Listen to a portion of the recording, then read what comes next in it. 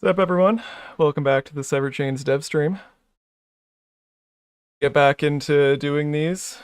I didn't do one last week, but we did one the week before, and we'll probably keep going at that cadence for the next little bit, like every other week for a little while. Still kind of getting back into the swing of things, but yeah, we're doing these, and we're doing the live streams as well, so that's been pretty fun. Yes, hello, Aurelia. All right, I guess it's a cat stream already. Come on, Aurelia. Say hello to everybody. Why are you so wet? Hello. Aurelia does not usually sit on my lap, but Liv is not home right now, so she's like, I guess you'll do. Guess you'll have to do. You smell like a butt. A big butt.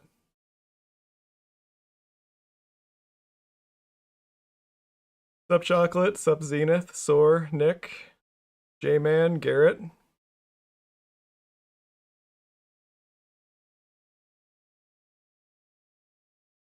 Alright. We can sit on the donut. Because Strider's not there right now. Nope, she doesn't want the donut. All right.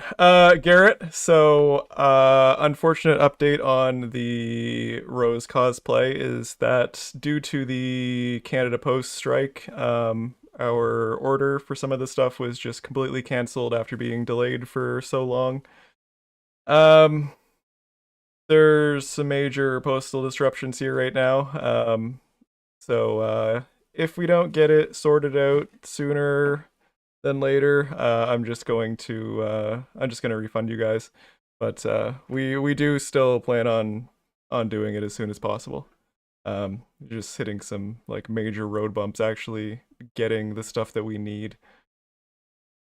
Unfortunately, but yeah, we will get it eventually either way. How's everybody doing tonight? It's been a little while.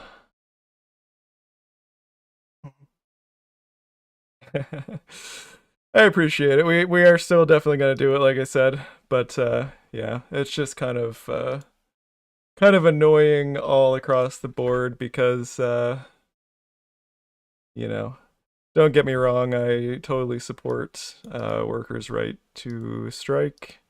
Um, but yeah, I'm just, complaining for the sake of complaining. Anyway,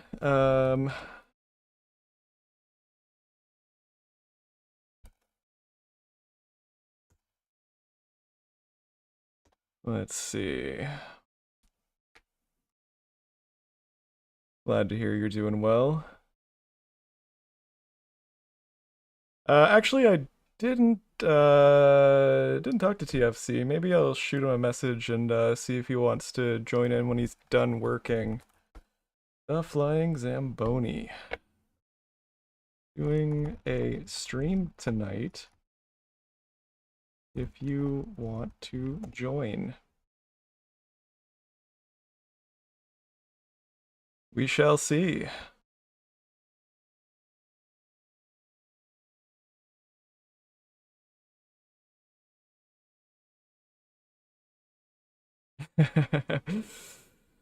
Yeah, well, I mean, we've got pretty good support for older hardware as long as it can run Java 21. We don't necessarily like put specific effort into like making sure it runs on old hardware. But we do optimize the game where we can, and of course, it is a 25-year-old game now as of what was it, yesterday? Yeah, what? No, 2 days ago. 2 days ago, right? Um, but we have made many upgrades to the game engine that are a little more performance intensive too. But it still will run on just about anything. 3 days ago now. Man, time is just a thing.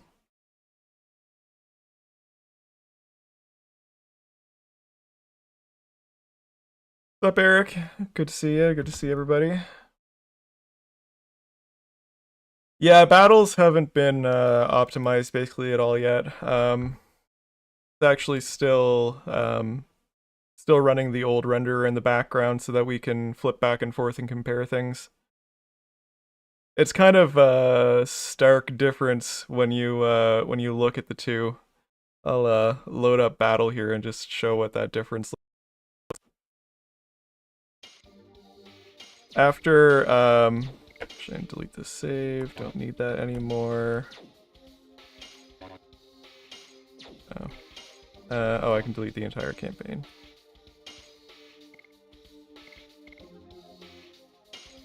Yeah, let's jump in here.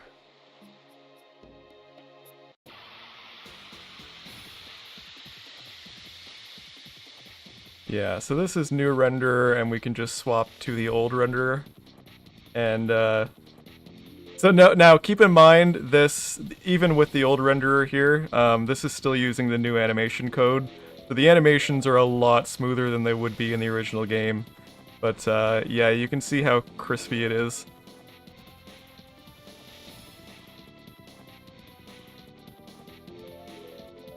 It's yeah, big difference. you kind of forget, just because of how, I mean, at least for me, like we've been working on this for over a year now, this release, and actually we just hit a sort of ridiculous milestone here. Literally over half of the commits in the entire history of this project are now for RB3. Like, just the work that we have done since we have released RB2, that's literally half of the commits in the entire repository. And in saying that, you can probably see why it's taking so long to get this release out the door. Just, it's a ridiculous amount of work rewriting the render engine for literally an entire game. What's up, Ninchi? What's up, Simple Middleton?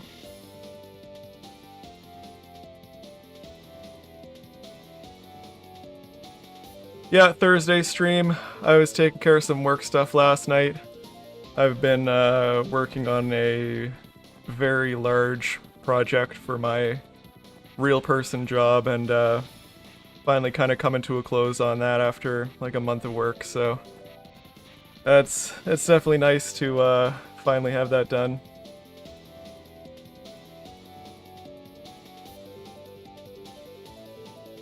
I don't know where you are, Shinny Chief, but it's definitely still Thursday here. It must be one of our Australian viewers or something. Yeah, we don't have everything still rendering in the old render engine. Like you can see there's no UI or anything. We just keep around like some of the things until we get like the full conversions working.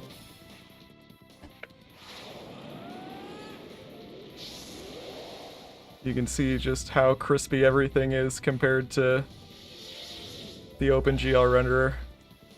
Flipping back and forth like this.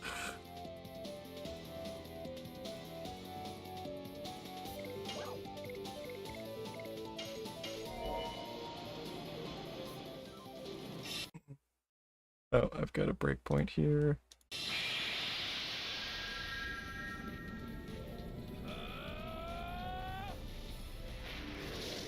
And it is kind of cool just being able to flip back and forth.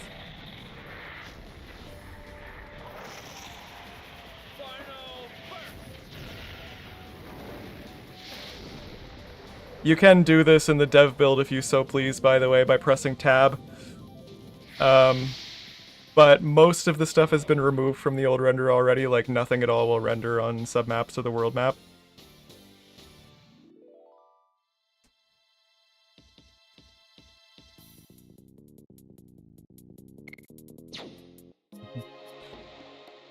Yeah, welcome to the stream. Don't think I have seen you around before. I mean, so it runs at 20 frames per second constant on decent hardware. You've been running it on some very, very old laptops, so you know, like it's not gonna keep up on super old hardware. But we do support some pretty low-end hardware. That being said, yeah, if you try and flip to the old renderer on like a submap, you can see it just goes completely blank. That's just because we've already removed everything from it and the other parts of the game. Yeah, Newton, as Ponybro said, I mean, so technically, that is possible in Severed Chains already if you wanted to swap out the game files. You could definitely just like copy in the audio files and it would work. But it's not going to be something like officially supported in RB3. The next release we do after this is going to be completely focused on the modding API.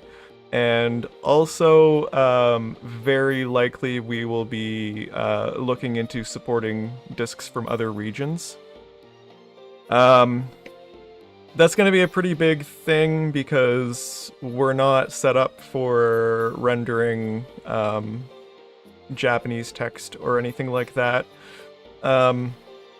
So whether we are able to support the Japanese version right off the bat when we get around to doing this, I'm not sure about that, but we are planning on at least supporting the European versions. And we are planning on adding translation support to RB4 as well. So Severed Chains already has a translation system in place. However, it's not used for everything yet. You can see, for example, like already all of the equipment, roll way down, items, and various parts of the user interface, like the options and stuff, they can already be retranslated. Just by like adding a new language file for your region. But we don't have support for like in-game dialogue, like going and talking to another NPC. The reason for that is that all of the text is encoded into the game's map scripts. And extracting all of that and adding translation support for it is going to be quite a big thing. But that is definitely something that we want to do for RB4 among all of the other modding things. Another thing that you may notice here is that we have support for, we go into graphics, we have support for expanded submaps now. So you can see that when I maximize this, you actually see a little bit more on the right side of the screen here. This will let you see right to the very edges of the textures.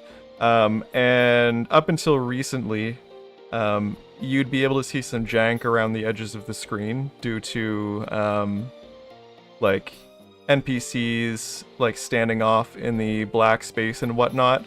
That's actually something that I fixed recently. Now it will basically just prevent rendering anything past where the black bar starts. So like anything that would be in this black region here would just get like completely invisible. So that fixes a lot of that jank, and it makes things look a lot nicer when you're using the widescreen submaps now.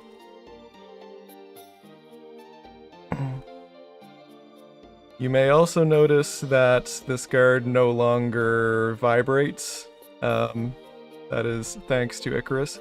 He does do a weird thing where he teleports back and forth. They did that to save resources because normally you wouldn't be able to see both them at the same time. As you can see, it doesn't look like he's teleporting back and forth now. But, of course, when you can see more, you can see him come and go. We actually found out, we assumed that this was just one guard at first. But it is two different guards. They just make one invisible and the other one visible when you walk back and forth for whatever reason. Most likely a performance thing.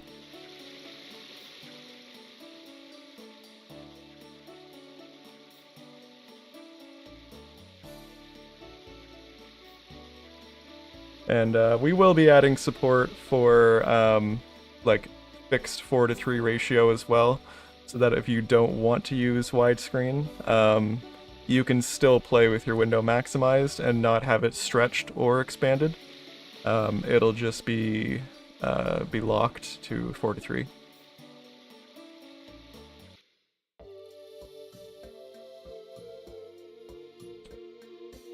All right. Let's see.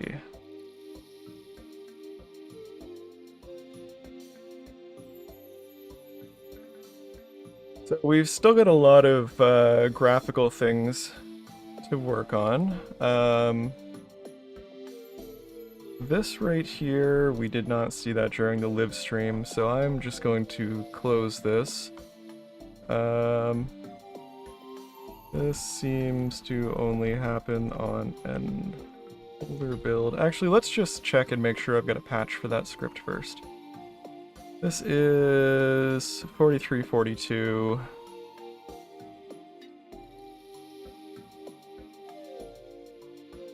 Go into the patches folder. We should find that under Dragon 0.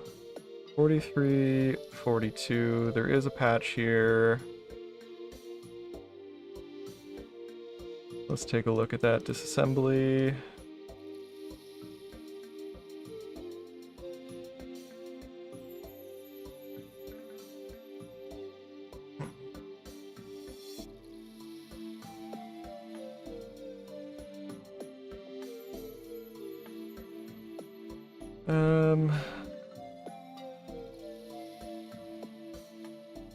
Is it here?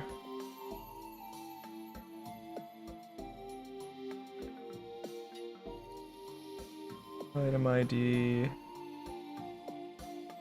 Yes, okay, so that has been updated. That I must have just been running an older build. Only seems to happen on an older build.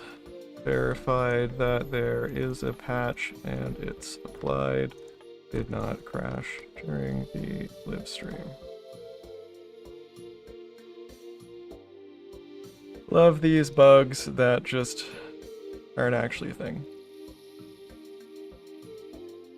This is something that I'd like to take care of soon. For those of you who don't know, a little while back, Ink added hotkeys to the to battle, which makes testing and just kind of general play a little smoother. You don't have to choose like a menu option. For example, if I want to guard, I can just press my right bumper, and that'll automatically guard for me. Or like left bumper is run away. Those are just kind of invisible hotkeys right now. They're there, but there's no indication that they're there, and people press them accidentally pretty often. My plan was to actually turn those into keybinds that are by default not bound to anything. So maybe we will take care of that now.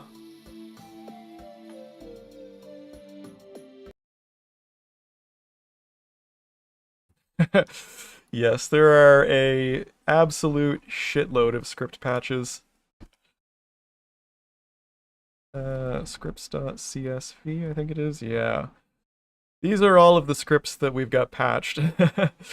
Most of these are for supporting modded items and the button mashing configuration, because Legend of Dragoon, when you mash the button for a multi-item, that's actually handled in the item script itself, and every single one of the item scripts has its own copy of that script.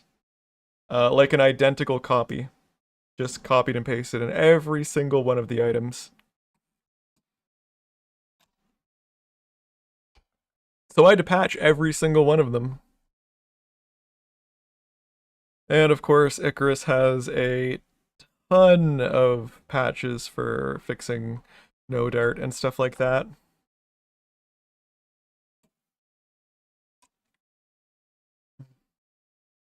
Thanks, Nick. Appreciate it. We have definitely put a lot of effort into this.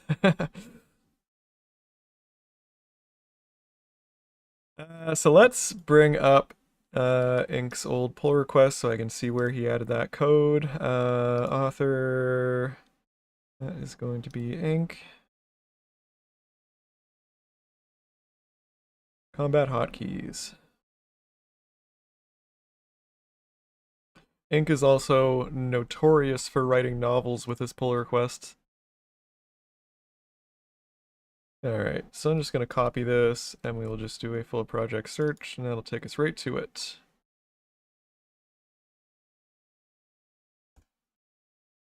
Okay, so keybinds.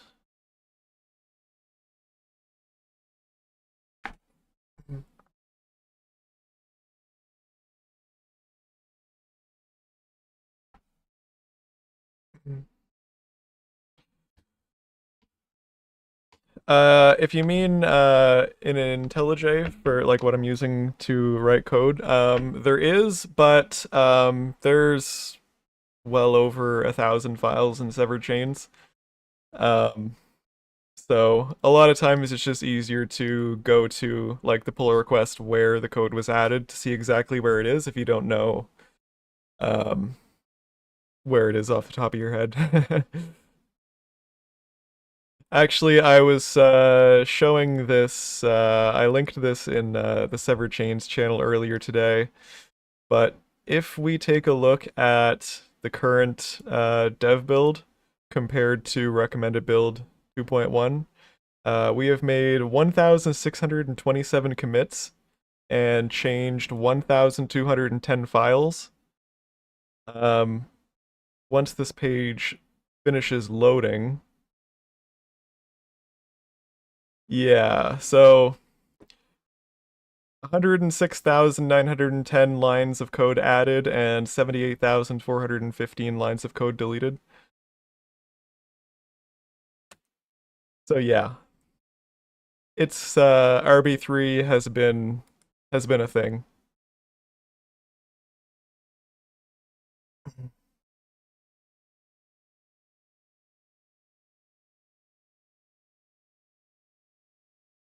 Yeah. Yeah. As it turns out,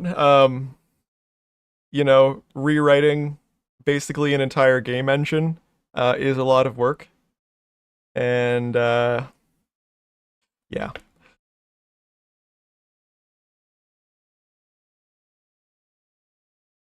All right. So, I think what we'll need to do here is create some new bindings. So what do we have?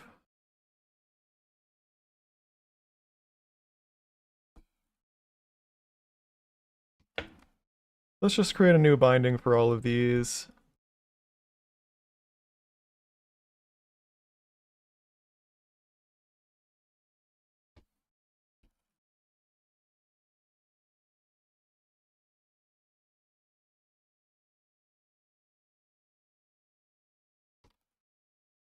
And while we're here, we might as well make the edition selection configurable as well, because right now it's just bound to triangle.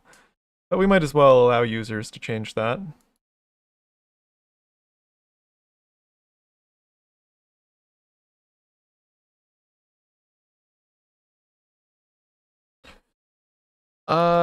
Thinking about this though,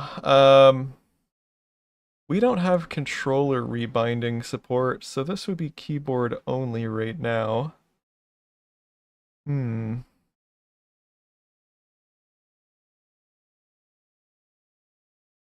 I think that's probably fine, and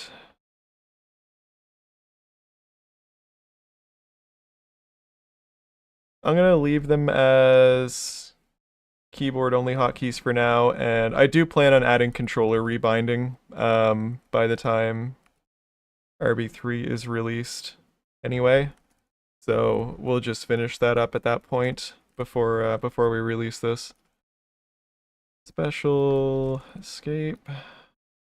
Guard and items.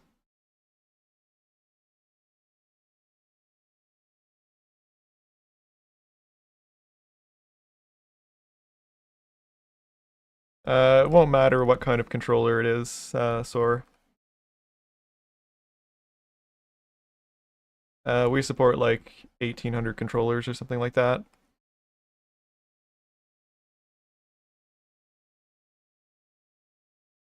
Um, so we're just going to remove the default bindings for all of these.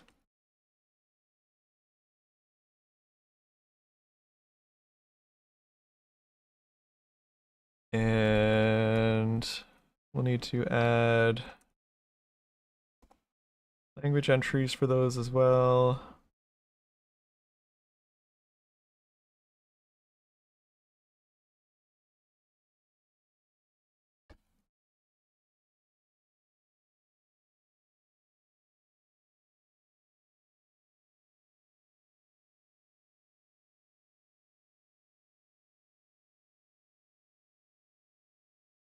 What was that other one? Guard, right?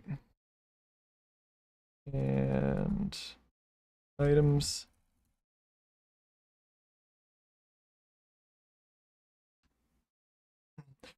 Yeah, chocolate. I might revert that code during this stream as well.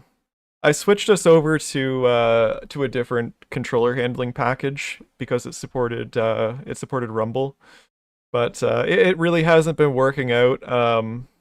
It doesn't work nearly as well as the old controller code did. Um, you get a lot of weird stuff, like basically everything shows up as the same controller. Like it just shows up as like a generic X input controller, and there's no real way to differentiate between what controller is what, even at like the code level. So, for example, if you like plug in a USB keyboard, sometimes it'll just like completely block you out from using the controller, because we just like don't have a way to differentiate between them. And it's just super janky.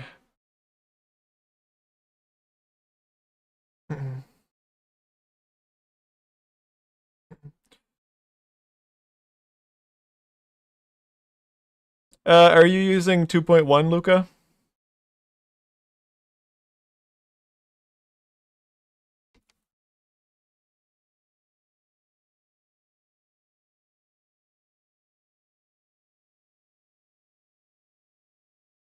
Yeah, if you turn the scaling up, you'll get lag. It'll run fine if you're running it on like 1x, like 2x or maybe even 3x scaling. But if you push it past that, then you're definitely gonna get lag. It uses a software renderer, so it's very CPU intensive. You need very fast single core speed in order to really run it effectively at higher scaling. You can grab the dev build now if you'd like. It's available to the public if you go to our projects page, which is just legendofdragoon.org/projects/severed chains. It is available right here. You can also go to the Severed Chains channel in our Discord, and if you go into the pins, there is a script that you can download right from the first pinned post here. You actually don't need to download the dev build at all if you don't want to. You can just grab these scripts, and then whenever you want to play, you just run this update.bat script, and this will always automatically like update you to the latest dev build every time you run it, which is very nice. Oh, it looks like TFC has responded. He said it's been a pretty long day and he's not going to be done work for a little bit. Probably not going to join, but we'll see.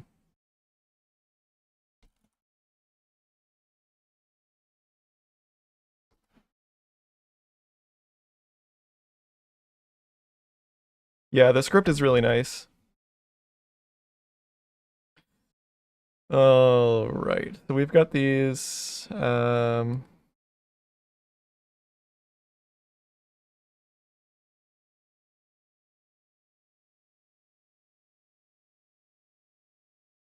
Back to Battle HUD. And now I think we should just be able to switch these over.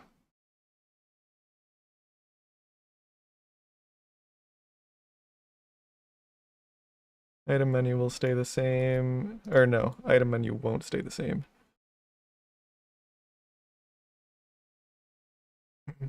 I do highly recommend switching over to the dev build anyway. At this point, it's stable. We're not aware of any crash bugs. There's a few rendering issues left, but to be honest with you, RB 2.1 probably has more rendering issues than the dev build has right now anyway. Um, there's really no reason not to switch.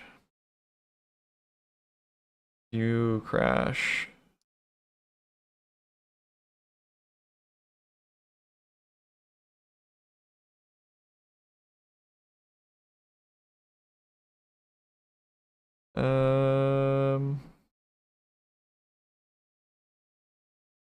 Was it because I pressed a button at a time? No, it's crashing every time I press a button. Why?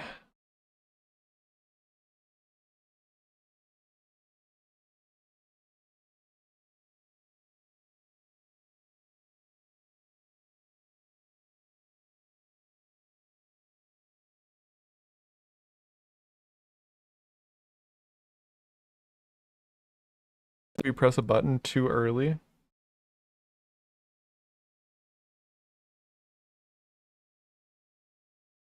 No, it's still happening. What is going on here?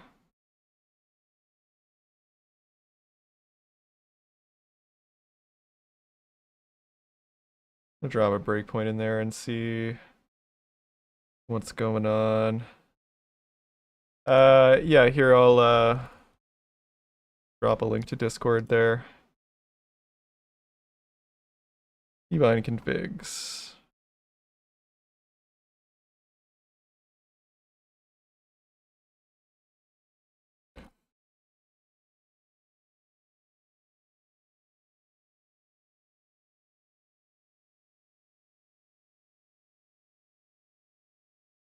Registry delegate is null.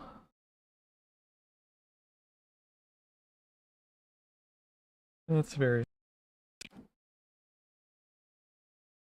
Which one of you is crashing?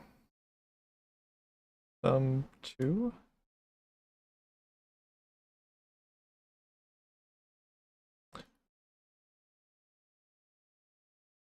Um...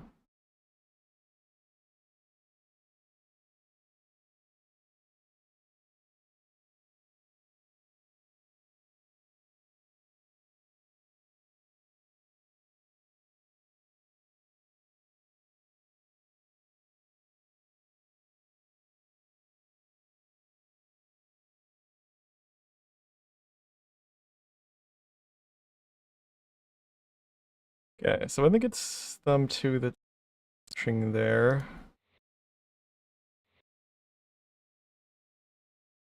Now which one of you is null? That's not null.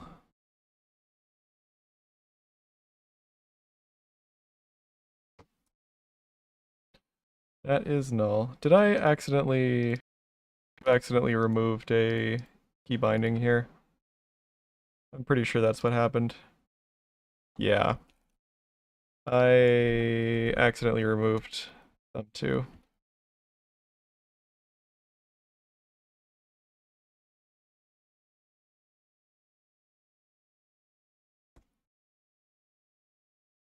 Let's see.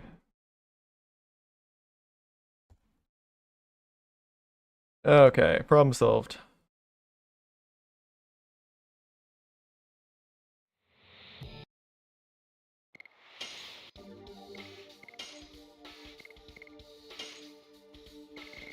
So, yep, we've got all of these keybinds now.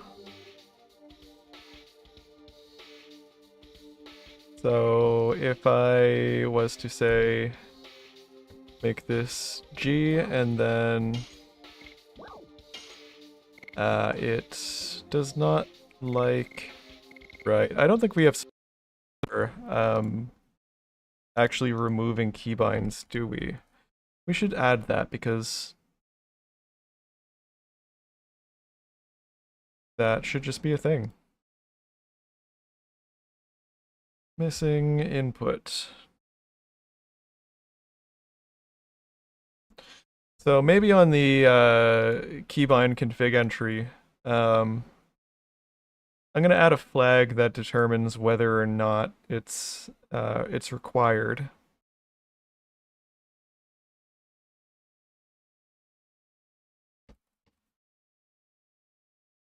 We'll just add that as a constructor parameter, and then pop back into core mod.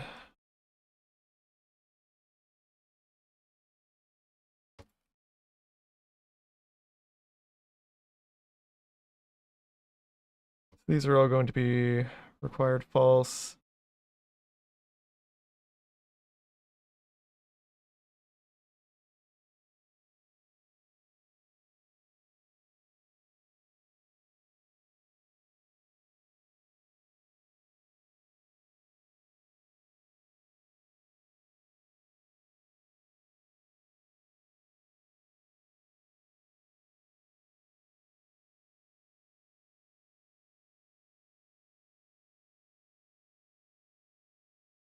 And I mean, while we're in here, let's just add keybinds for pause and frame advance. Pause and frame advance and stuff too.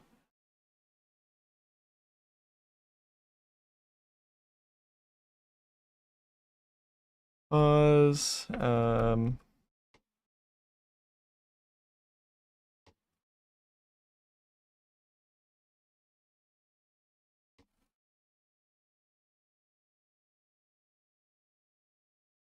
what did we call the mode where you hold the button to continue advancing? It's like frame advance, but you hold it instead of pressing it.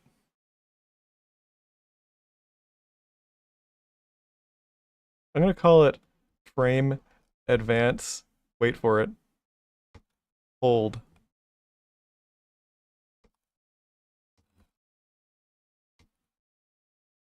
I'm not even sure if we still need the kill stuck sounds button. I don't think I've heard any stuck sounds in like a very long time. I don't know if anybody else has. Oh right, and debugger.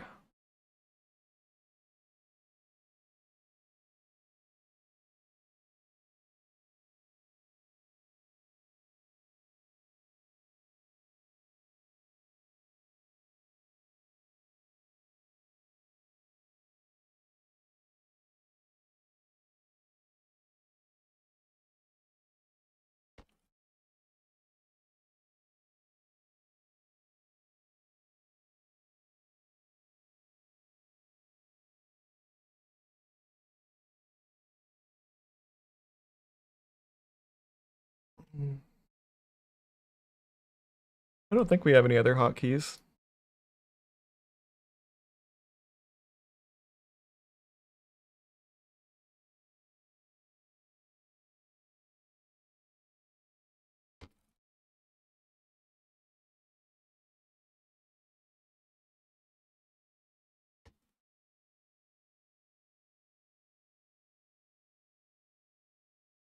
That is true, J-Man. But at the moment, anything that I add here will not be able to be used on controller. Um, so I don't want to do the additions, an addition keybind, like an addition select keybind yet, until we add controller rebinding.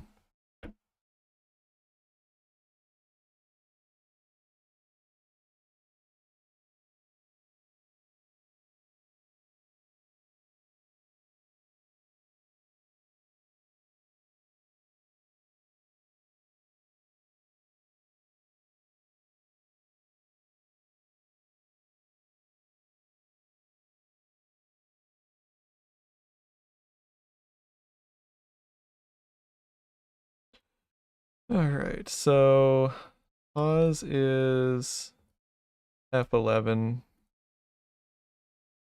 Frame advance is F9. Hold is F10, and kill stuck sounds is...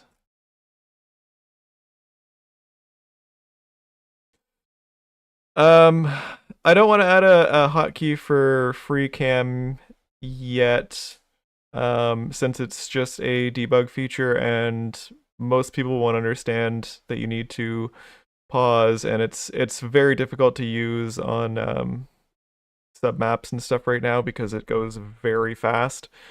I do plan to make it a proper feature at some point in the future.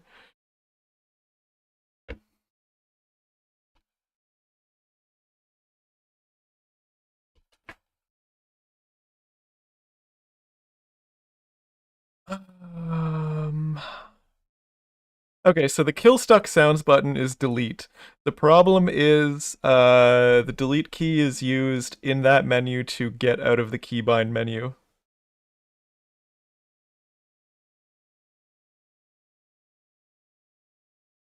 Quit living in the past, Pony Bro. Get with the program. Damn.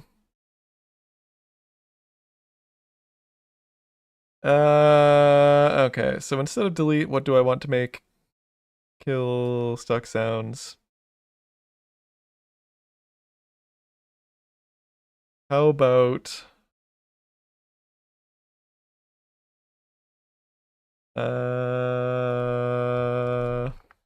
make it F4.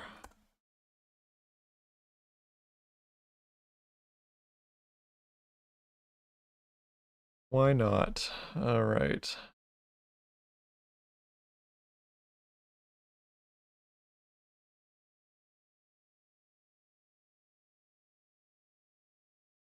So let's see how these all show up.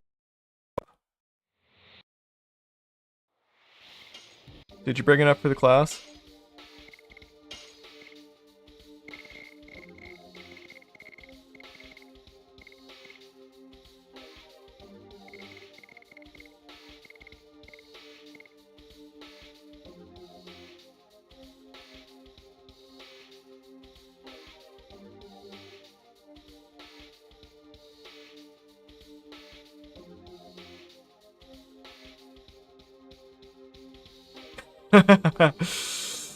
Yeah, I mean, you might be onto something there, Garrett. Just maybe.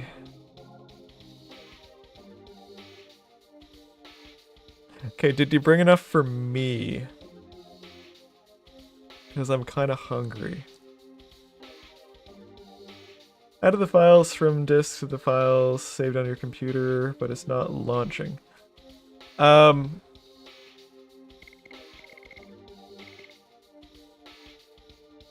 Did you follow the guide on the Severed Chains page? Sounds good to me. If you go to the Severed Chains project page, we've got this PC setup guide here. Basically, the setup boils down to download the game, unzip it. You should just have to copy your ISOs or bins into the ISOs folder. Which is this folder right here. You will probably also want to copy and paste your saves from your other version of Severed Chains to the new one, and then just run the launch script. If that doesn't work, then we'll figure it out.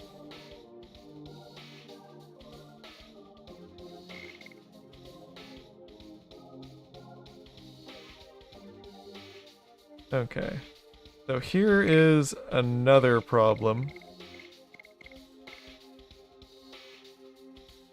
The F keys do not work in this screen. That will make it fairly difficult to rebind the F keys. Let's see what we can do about that.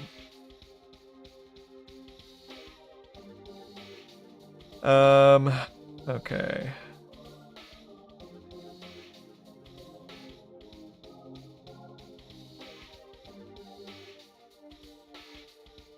Right. We've got actual a valid keys list here.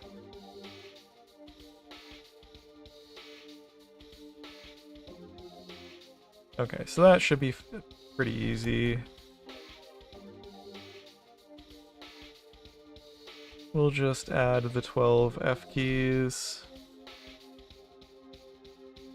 Start with F1, and we will call that F plus I. Reload code.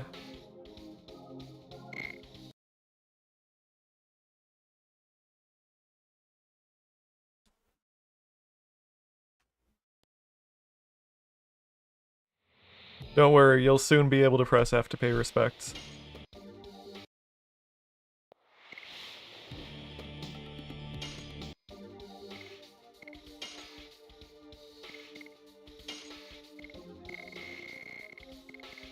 Okay, there we go. So that's just already working.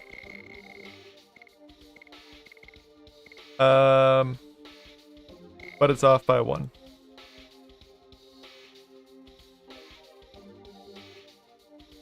Because the F keys are indexed by 1.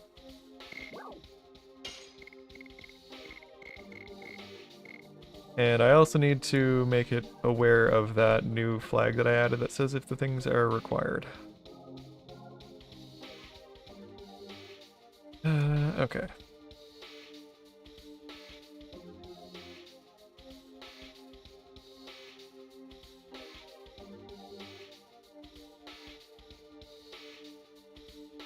That's config collection.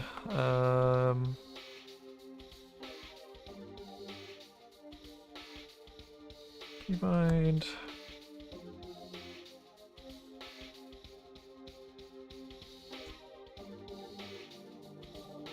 So we'll say if keybind dot required.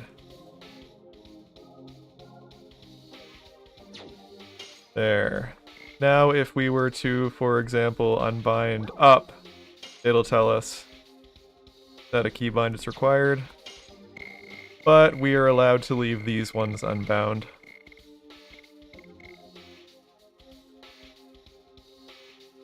Can also remove those entries. There we go.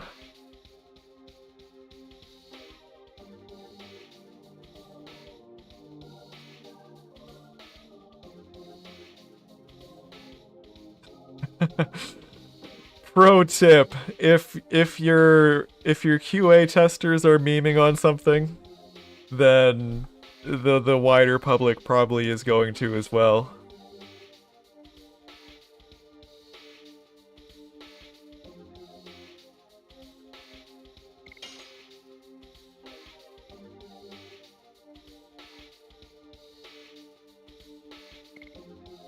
Alright. Now we need to update the places where those other keys are used so that they reference the keybinds.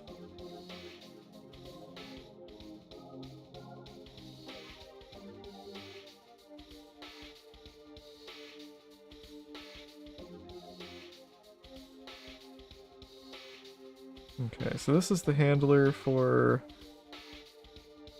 that.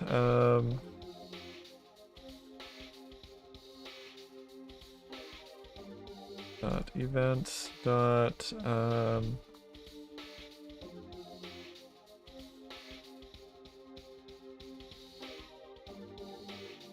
yeah, press this frame. We got a callback for it. This gets moved into here and will instead become input action equals input action dot debugger.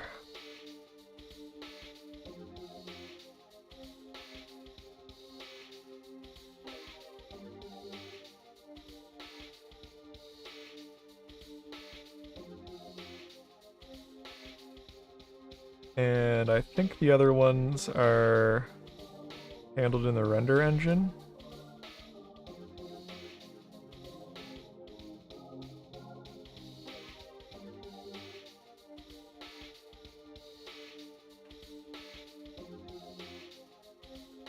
Funeral guest with blazing red lava hands. I have actually not played a Call of Duty game in like 20 years, so I'm not really familiar with any of them aside from like the memes.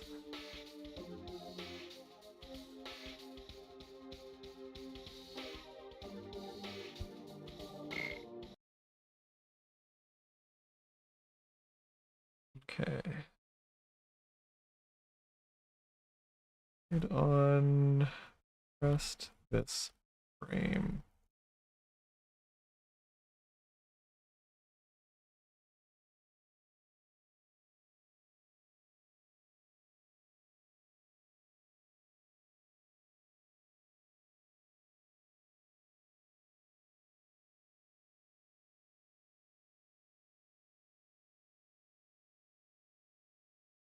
Okay, so for pause we do this. Actually, I'm gonna do a switch case on that.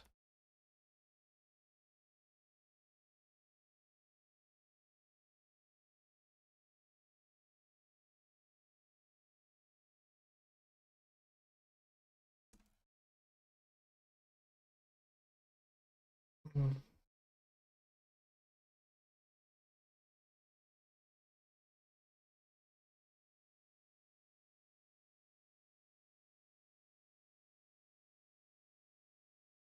Have you done a lot of video game testing? Like, is that your career?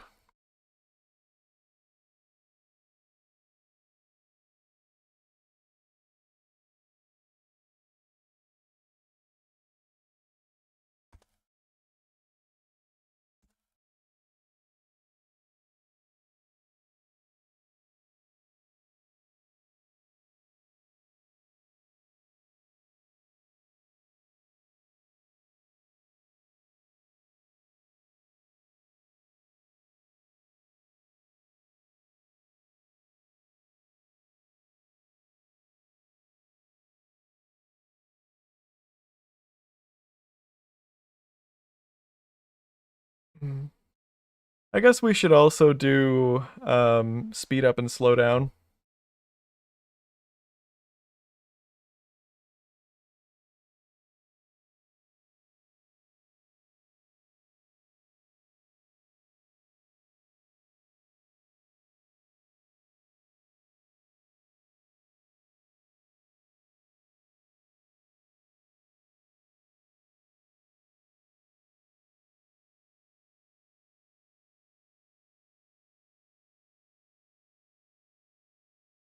Let's just go crazy with it.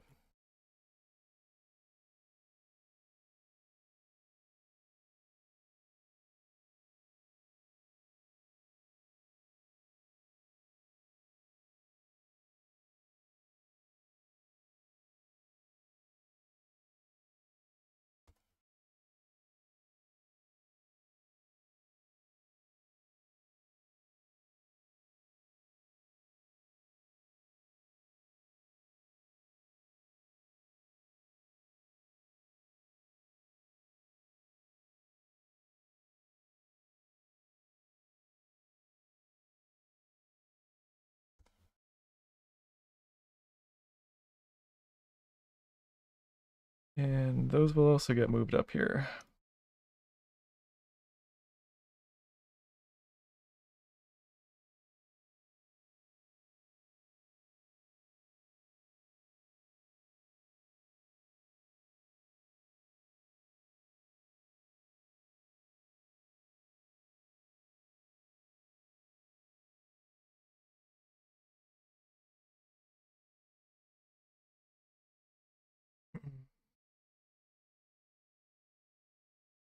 And of course, we need to remember to bind up the events. Press this frame.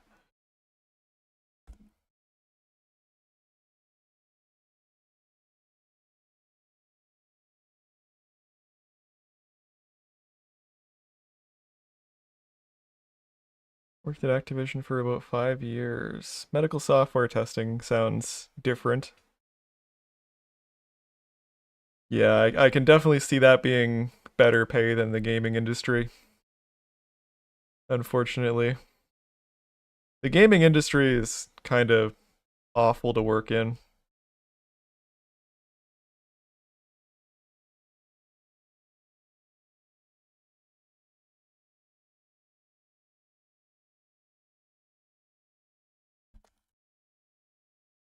Increase game speed and decrease game speed.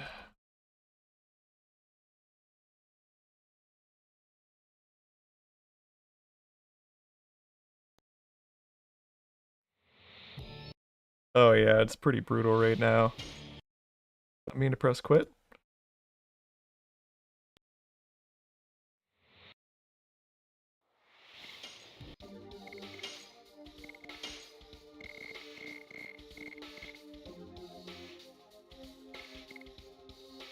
Cool. So if I was to change this to like apostrophe, whoops, I have made several mistakes.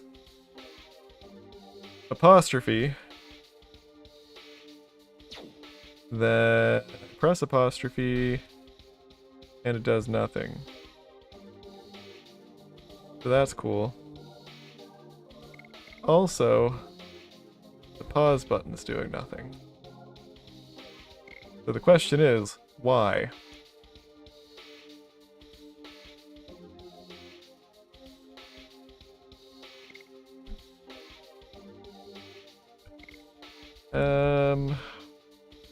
We're not getting anything.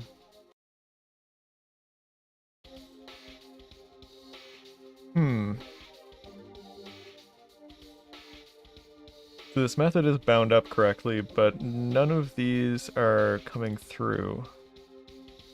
Now, why is that?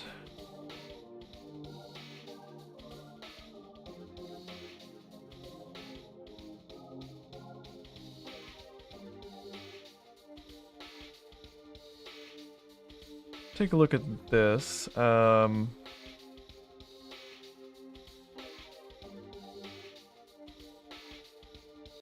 So if I press this and let's just take a look at the keybind configs. I've got that bound to speed up. We look at the value.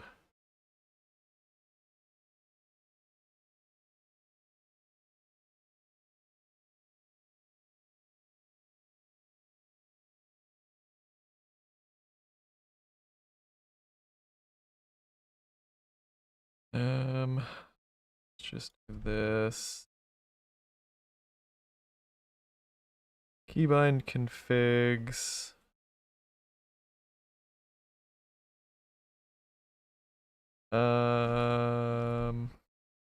How do I...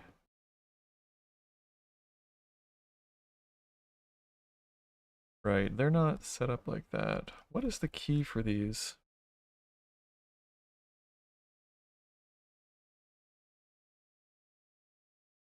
Oh, it's just the input action. Okay.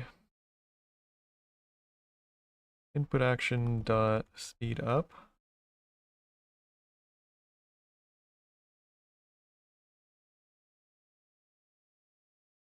And that is bound to hex 27. Which sounds right.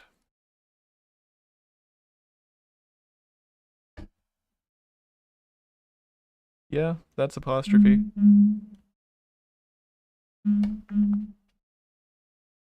And that is also a thing.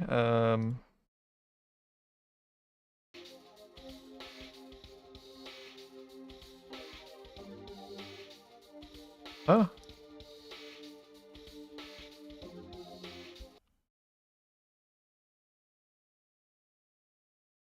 Okay, let's just loop over this until we get to the...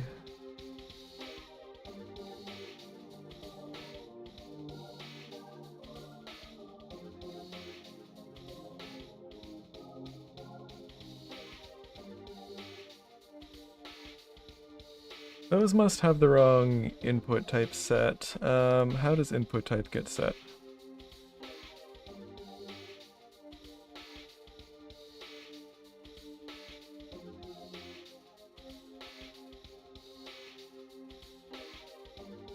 The Doom guy can technically become Pope. I have no idea what you're talking about.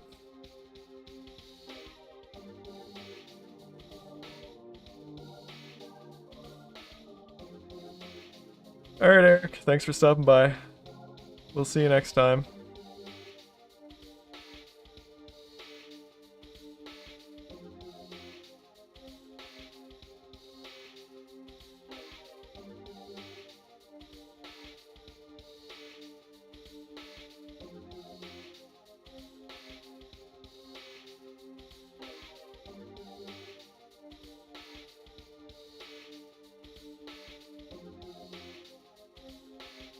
We're just gonna rock out to the menu music while I'm trying to figure this out.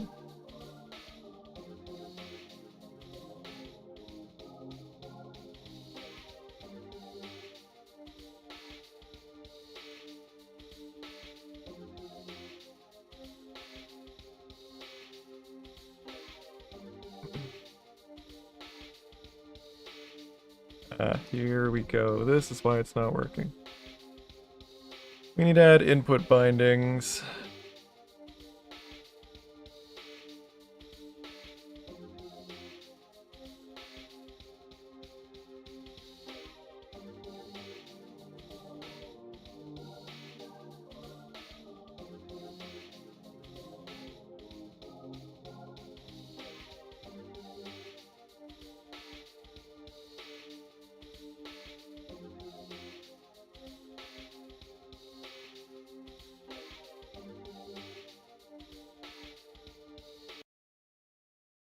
Now we'll nuke this and restart it, and hopefully it'll work now.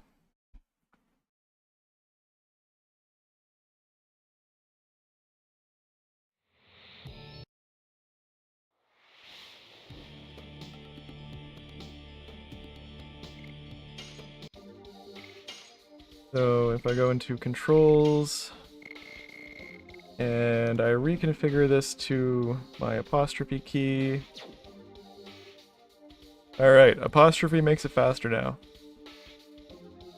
Cool, key bindings are working, pause works, string advance works, debugger works, and those are all remappable now.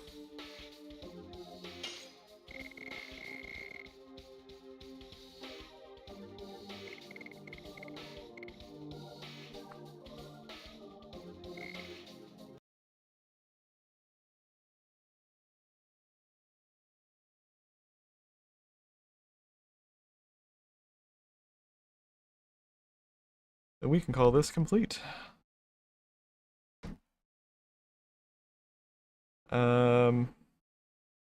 Convert everything to keybinds.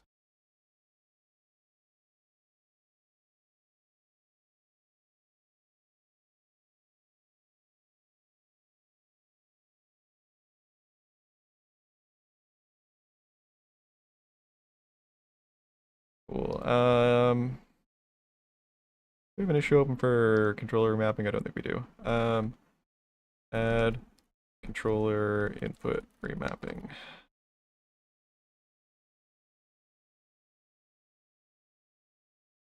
We want to do that for this release as well. Let's just get that created so we don't forget.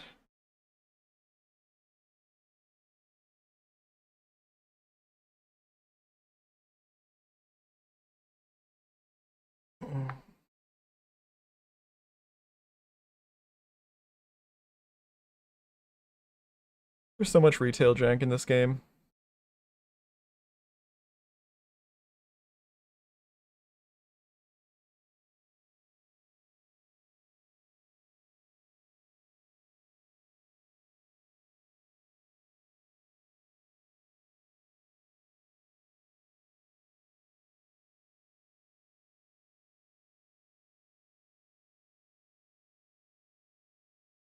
What do we have here for bugs?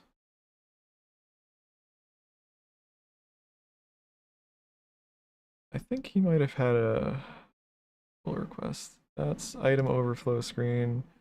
Yes, that is this. I kept meaning to test these changes.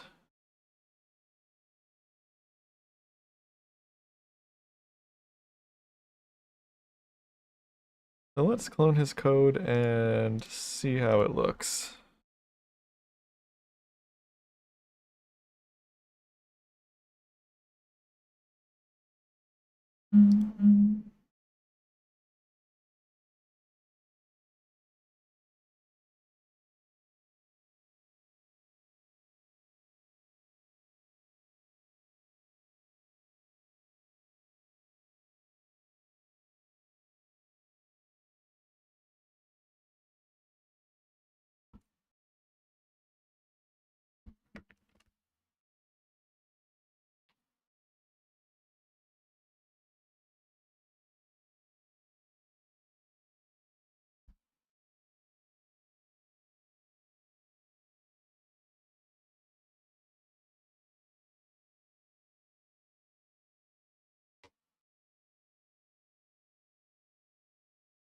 Copy some stuff over.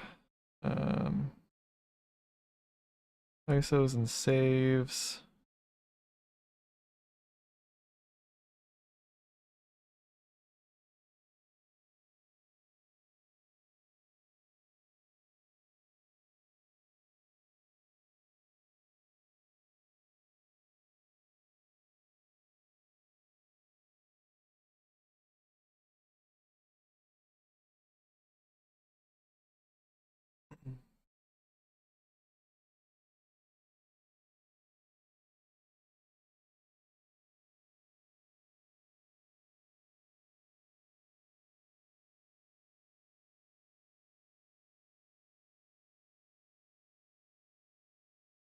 And make sure that is all right.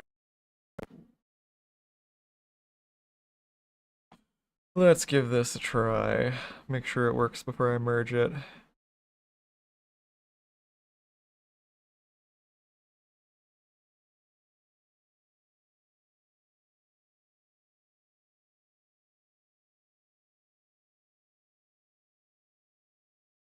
What's everybody's plans for the holidays? I think we're probably gonna go to my parents' house for the night. Probably Christmas Eve.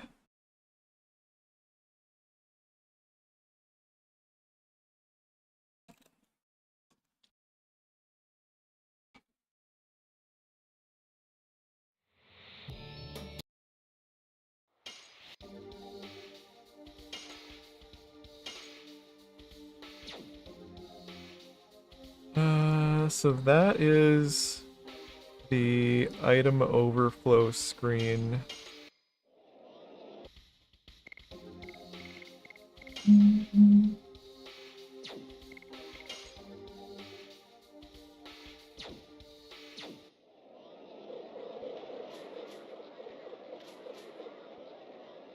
Dinner at home sounds nice too. Birthday is first. Happy birthday. Even though it's not quite there yet.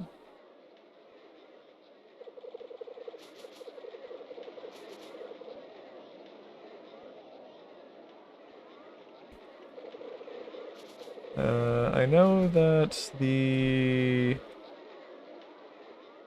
double Knight of Sandora battle, I think that always gives you a potion.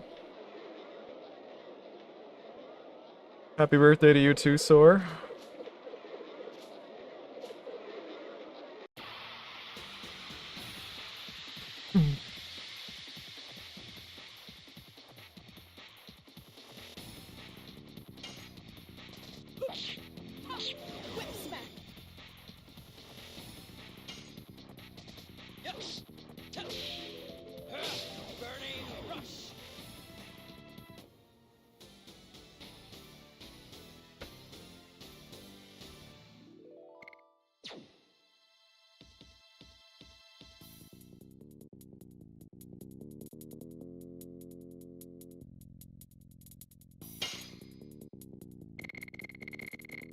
Okay, that seems to be fine.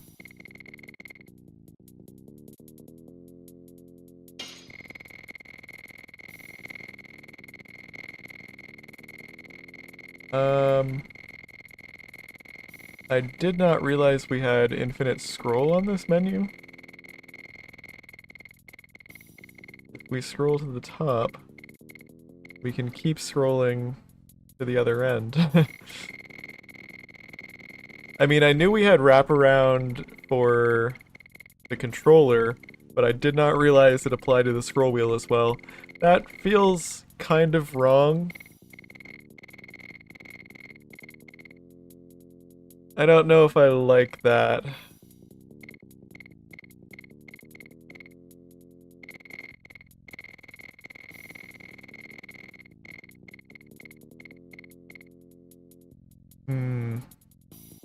I'm gonna have to think on that one, because that's a little odd. Okay, so the left menu works if there's too few items. I do want to check the right menu as well, which is going to involve me discarding a bunch of stuff.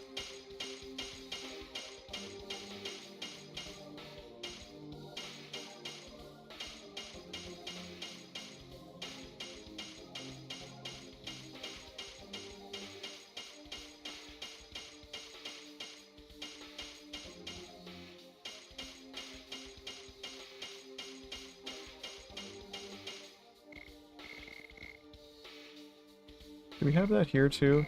Yeah, no, we don't have that on this menu. We don't have wraparound at all.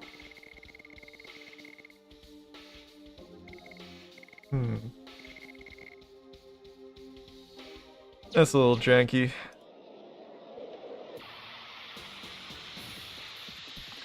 I'm gonna revisit all the menus and just go over everything and look for any inconsistencies before we get this next release out the door.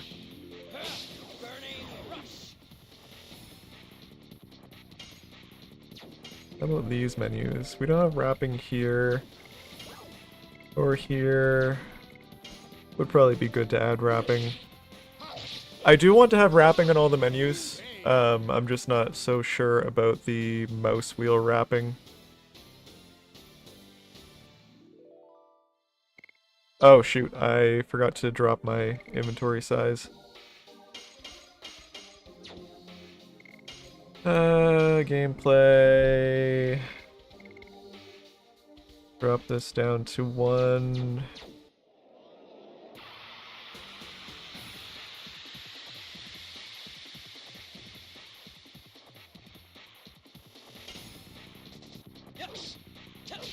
Here's some geometry for you.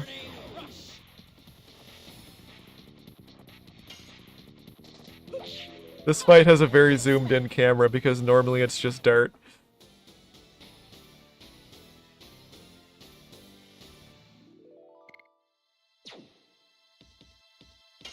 Okay, so this menu is fine, and yeah, this menu is also fine.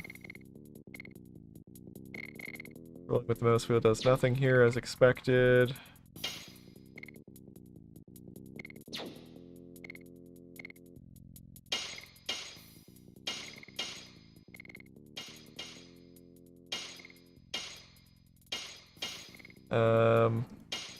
We get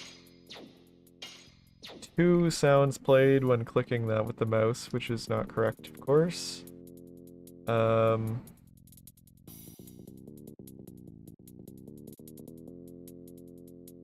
But this pull request does seem to be working as expected, so we will go ahead and merge this.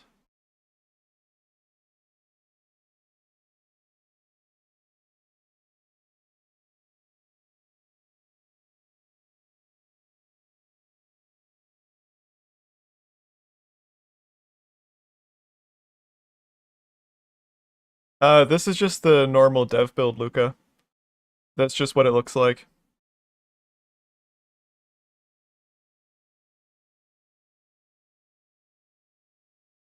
We have put a huge amount of work into rewriting the entire render engine. new animation code and everything as well.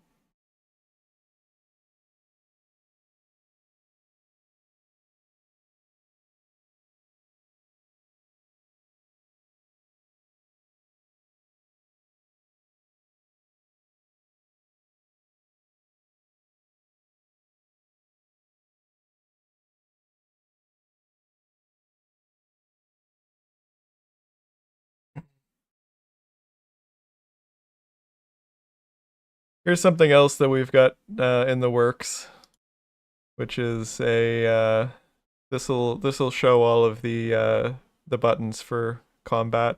This is something that'll be able to be toggled on and off.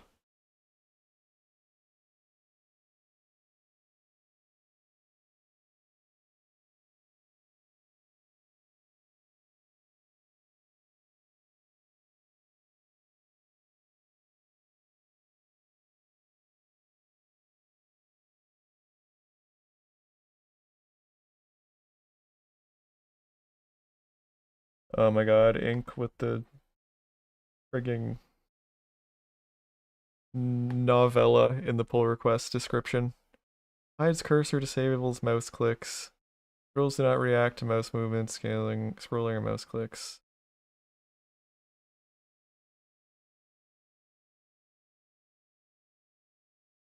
Now, is this automatic?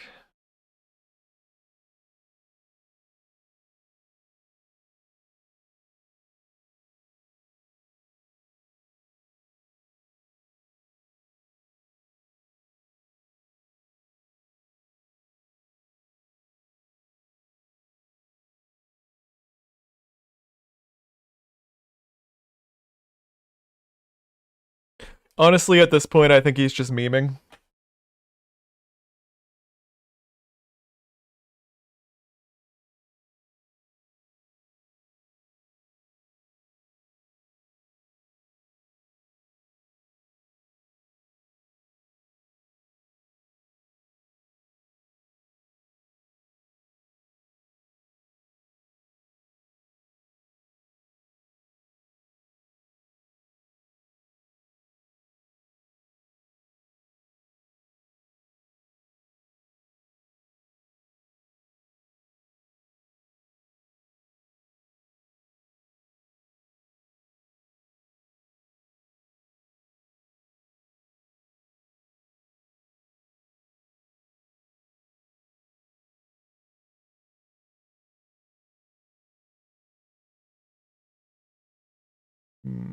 Okay. This is all looking fine.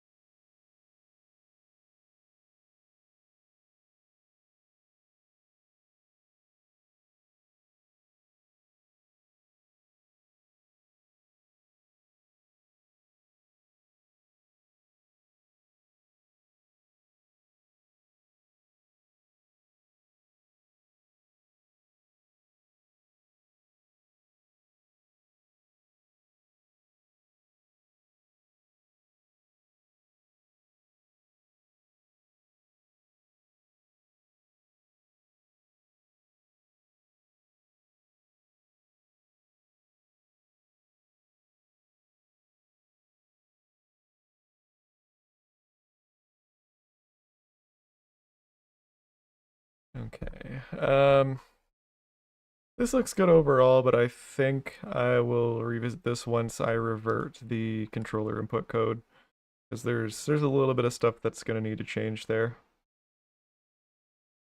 Like, or no, Ink wanted to add events for encounters. These would be used for modders to change what happens when certain things related to encounters happen. So submap encounter rate event This would allow changes to how frequently. This would let mods change how frequently you hit encounters on submaps. Um,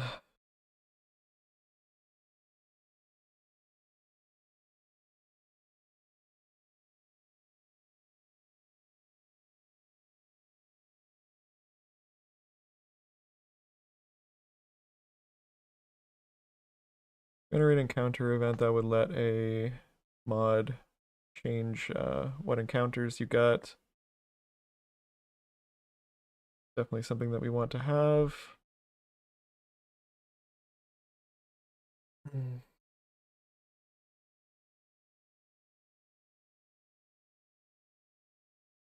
Do some weird stuff with this. Change lighting and whatnot, camera angles.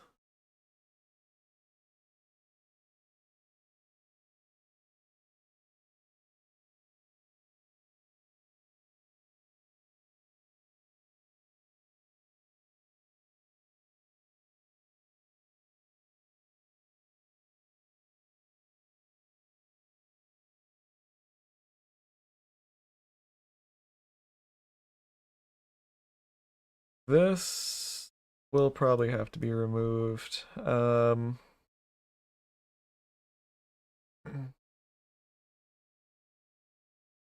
Yeah, LOD doesn't have any mimics. Maybe we'll have to fix that.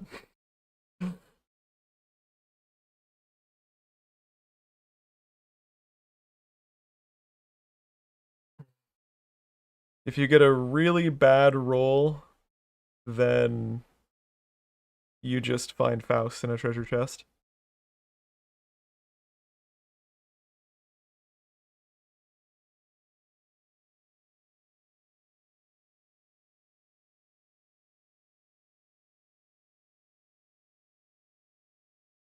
Let's see here. Do we got battle, music event?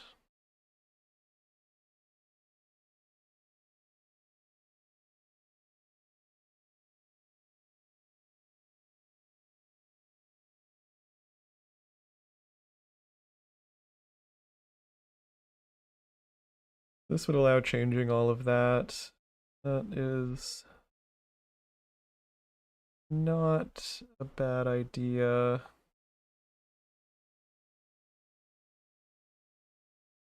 Specifically, don't give Zychronics any ideas.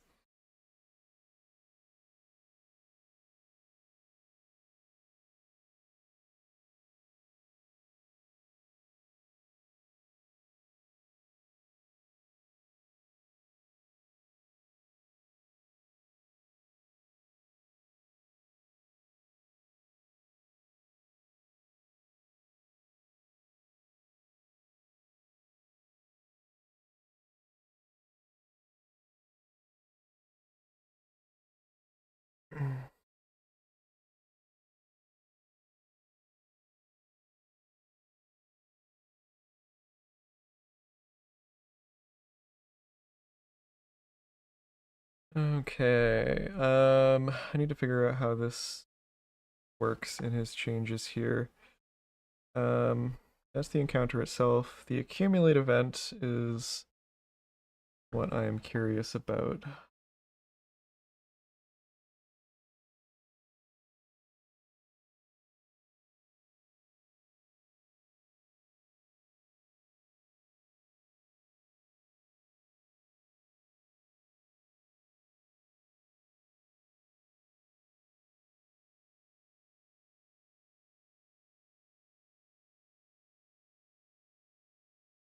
Okay,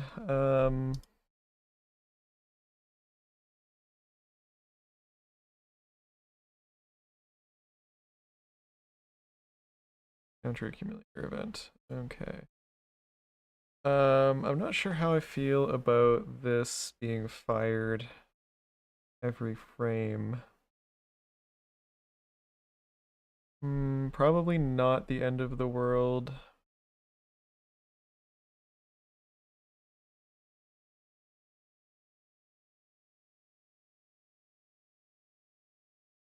Okay, so that looks fine aside from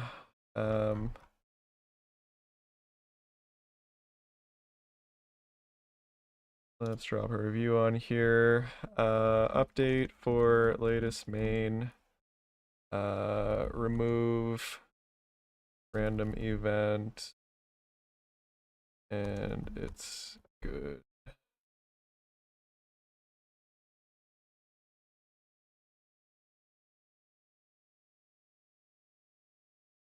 And also,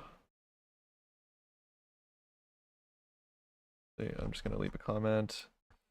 This looks fine, but I'm going to defer merging it till we revert the controller code update.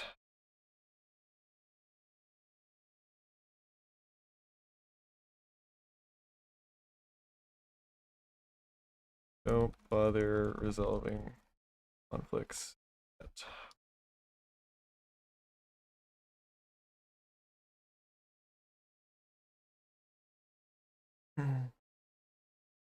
What are these potential revisions? Capitalize D in damage. Replace the super pixelated MP icon with just MP text. Is to make this another text scale similar to be more aesthetic, having the text scaling in another PR but no aliasing.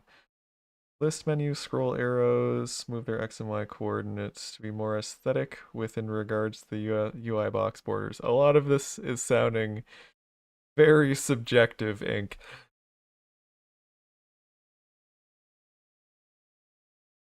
Quantity positions slightly to compensate. I don't know. Let's take a look at this and see what we're looking at.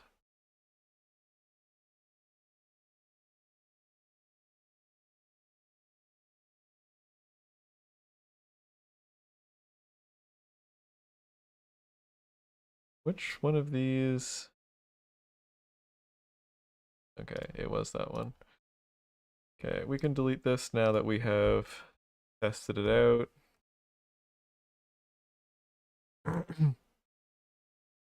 I don't know what's up with the YouTube chat lately. Like, I don't seem to have any issues with the like stream itself, but a bunch of times per stream, the chat just disconnects randomly.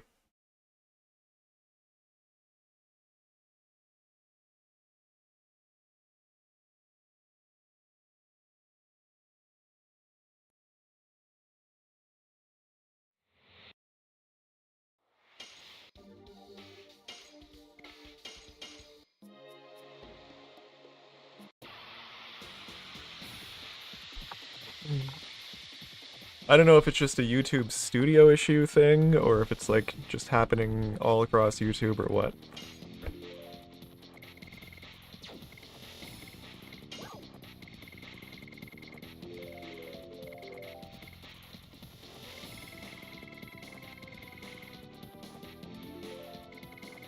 Yeah, I'm not gonna lie, I think I prefer the arrows where they are. I don't really like them pulled further away from the box.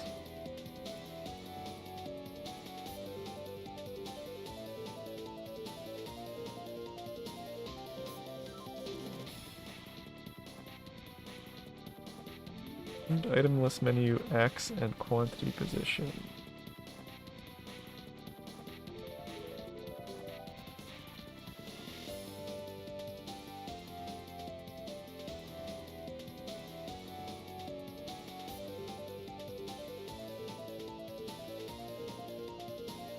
Yeah, it reconnects, like, within a few seconds, but it just happens a lot. Never used to do that, so I don't know what the deal is.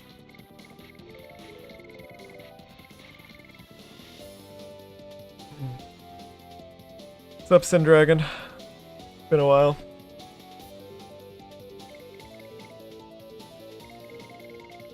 We've just been working on kind of random stuff.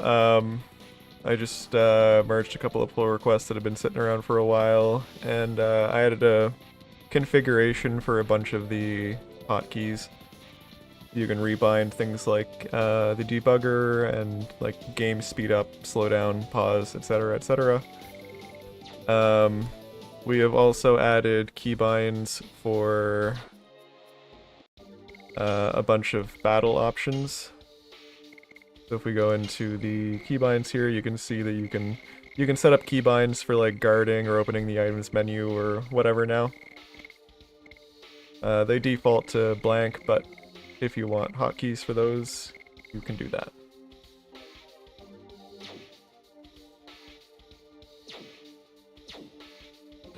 We're just kind of doing some cleanup and stuff. We're getting relatively close to having RB3 done. At this point, it's mostly just bug fixing and like general polish. There is one thing that has been bugging me for a while, and it's that these corner boxes are not attached. So I think I'm gonna look at that next.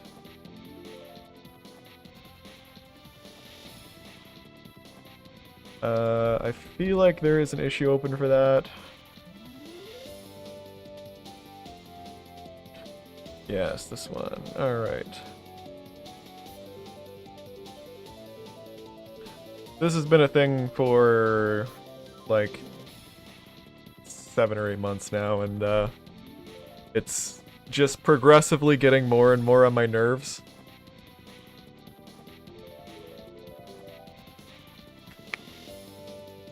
RB3 dev builds are publicly available. You can just get them on GitHub or use the update script. That's what the dev build is.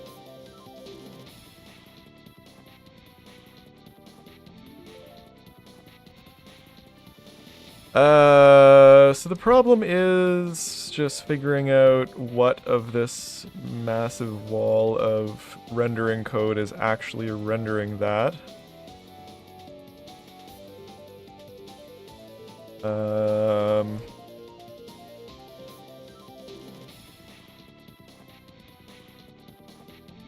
My guess would be somewhere in here. This is SP bars.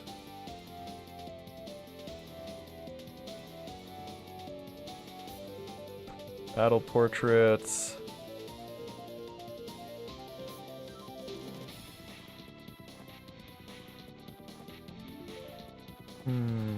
Battle UI background? That sounds promising. UI box sounds even more promising. Battle HUD border.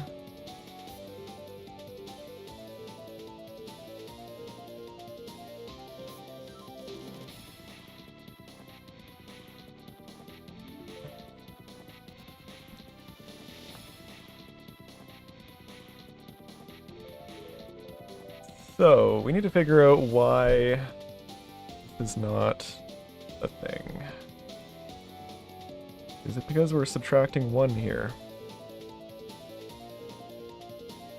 Let's just see what happens if we don't do that.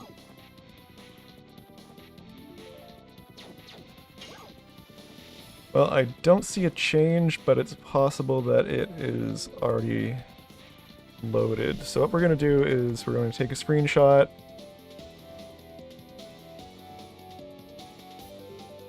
And then we're going to exit battle and go back into battle.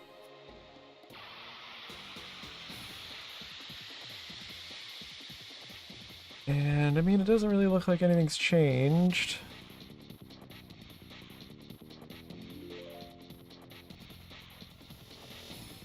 Yeah, definitely nothing in the UI changed. Oh, actually, one thing changed right in the corner here.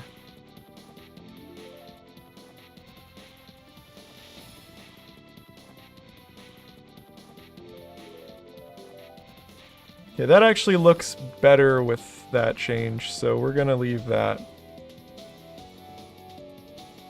Nothing else is different.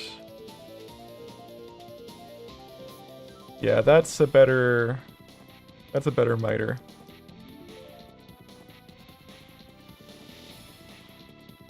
Yeah, oh yeah, I didn't even realize, but like the pixels aren't even lined up in the before. Okay. So we're keeping that.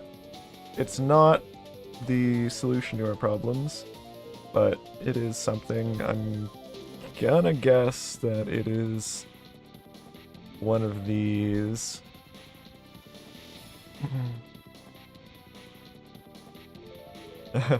Thanks, Ninchi, appreciate it.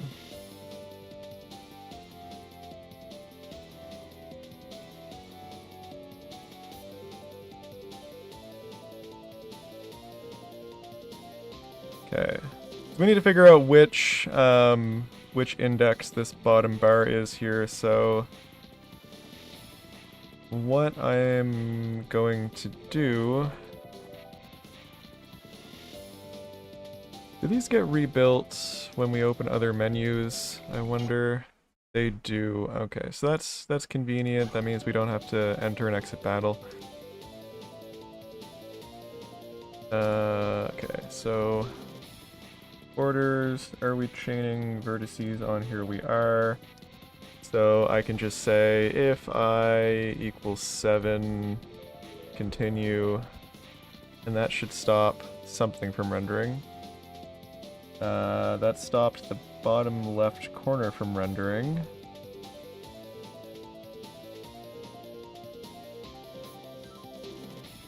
Top right corner.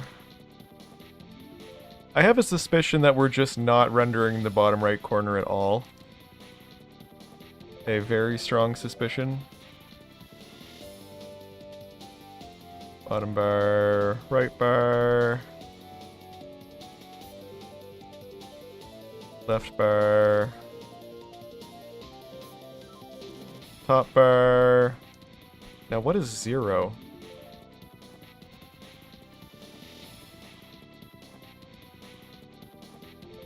Hmm.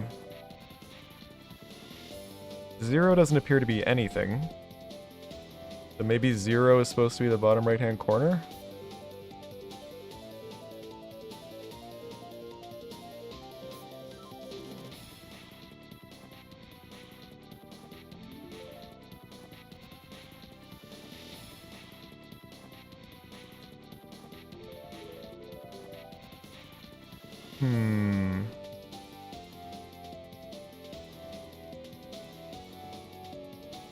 Okay, let's take a look at this in 2.1 and see what the deal is there. Because I know for a fact that it was rendering correctly in 2.1. 2.1 does not actually have that separated out. We are... Do I want to fire up Ghidra for that? I'm just gonna do this the lazy way.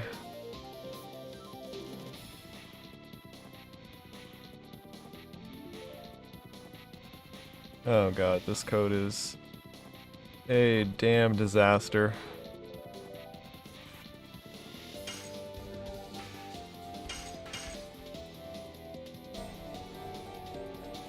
Alright, we're getting some 2-for music now.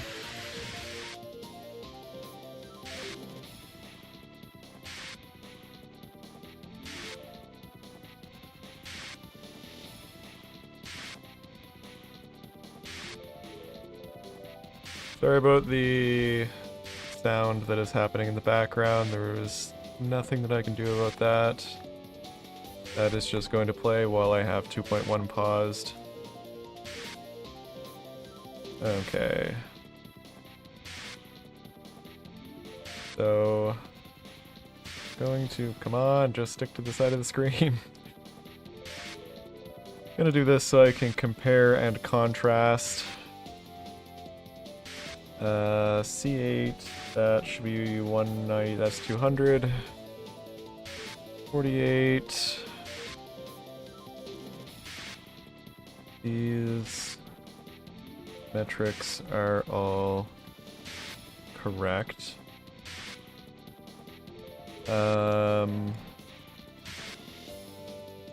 Let's do the math here. These are all shorts. This is 1, 2, 3, 4, 5, 6, 7, 8 shorts. That's hex 10 bytes. That leaves 8 of these. So that sounds correct. if in 2.1 I say if I equals 0, continue, what is gonna happen?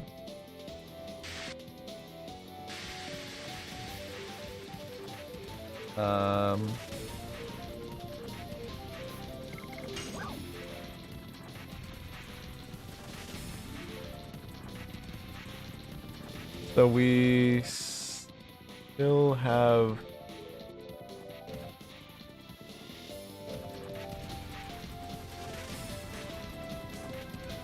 Wait, 0 is the top in this. 1 was the top in the dev build. Okay. Well, that's clearly what the problem is, but the question is why. We've got some kind of issue going on here, clearly.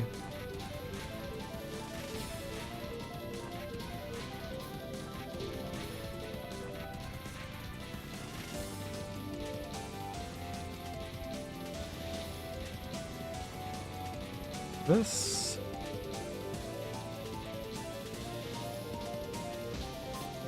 has a pitch of 10. 1, 2, 3, 4, 5, 6, 7, 8. That should be X10, not A. What is going on here?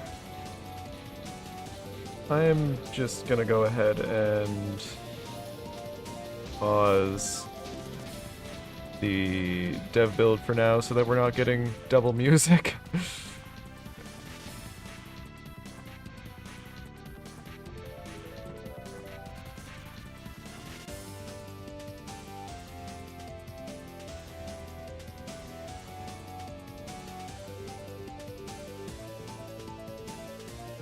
Okay, so that's clearly the problem, but the question is, why? How did those get changed? And what in the hell is this code?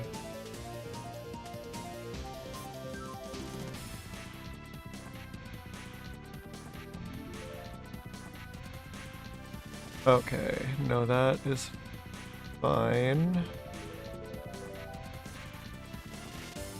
No, it's not. What?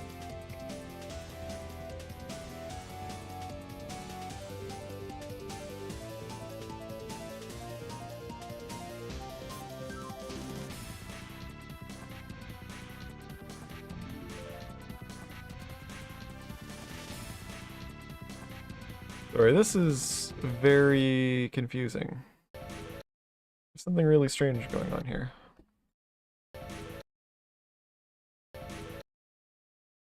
Okay, if you look at the structure, it is the same up to here, but then we get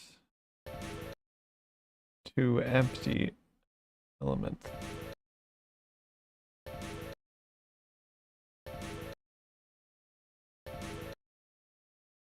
And then it's the same,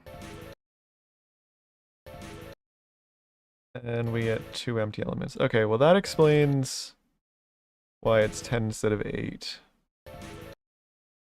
So that makes sense, at least.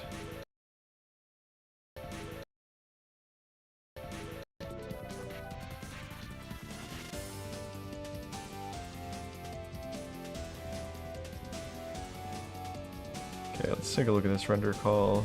This looks totally fine.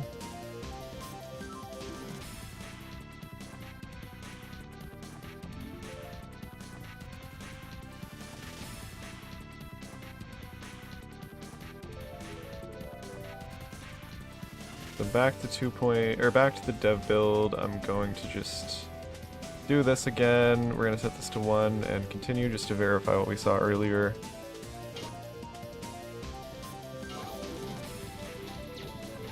Okay, So that is definitely the wrong thing. Index 1 should not be the top bar. It should be index 0.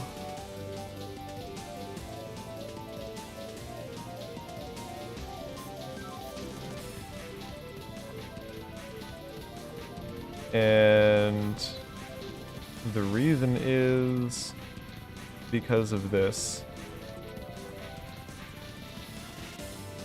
It's adding an extra quad, which it should not be. So if we move this down to here,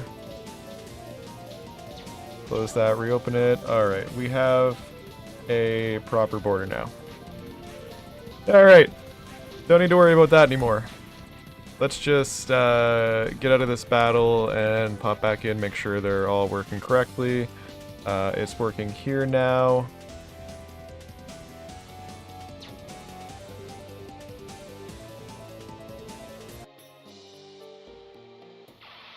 Go back into battle. Cool, it's working. Problem solved.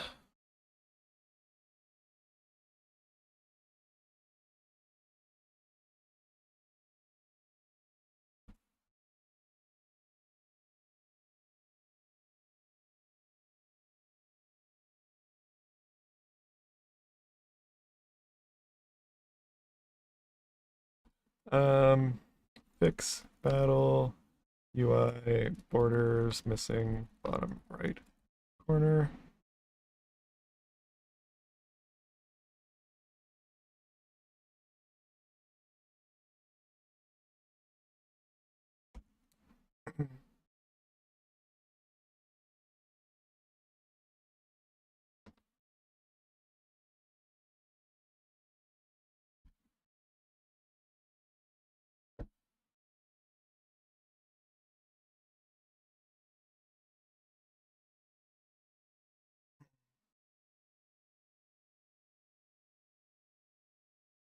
Alright, there's another bug fixed.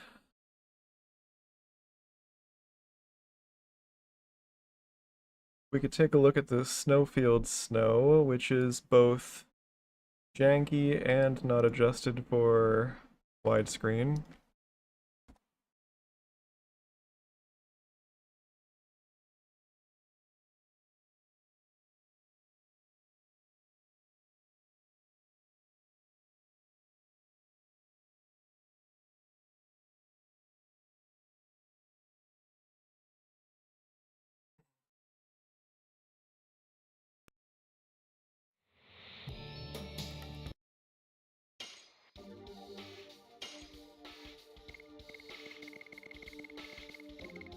A very convenient snowfield. Save.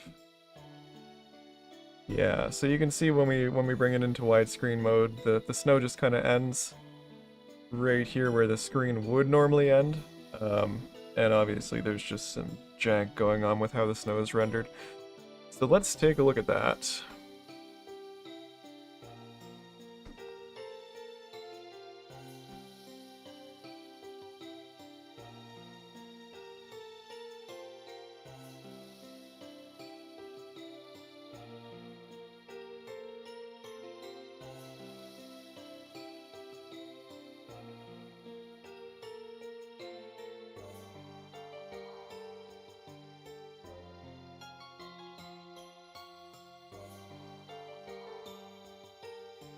I have a feeling that the VRAM position is just wrong.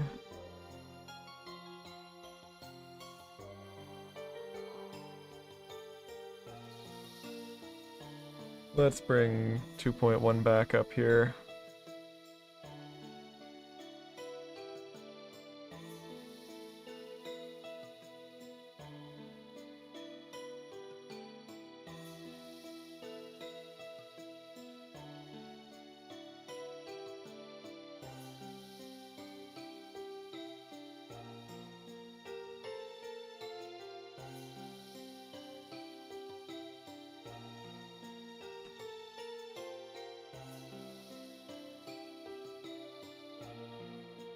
Um.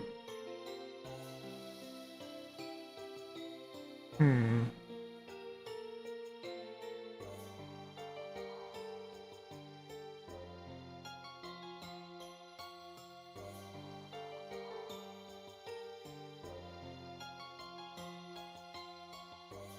This... I think TFC actually redid the snow effect for Severed Chains because it looked really bad in retail because it was just plain squares. And he changed it to something softer. Let's see if we can find that.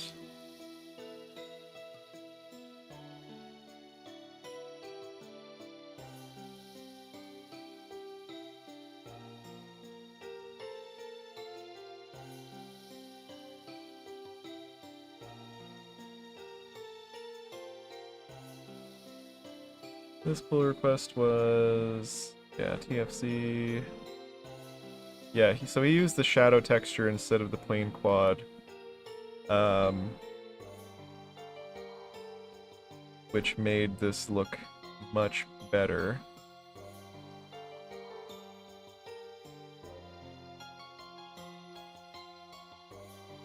Now the question is, why is that no longer working?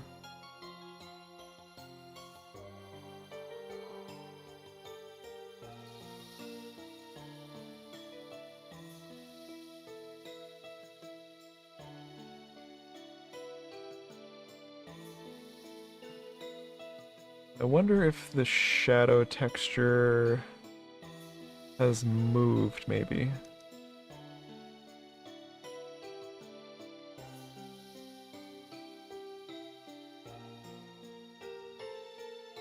Okay, so we're gonna take an image of the VRAM.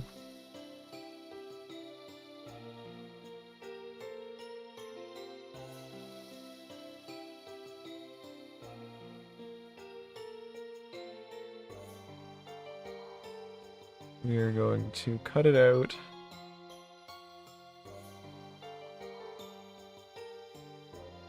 And resize it to the correct size.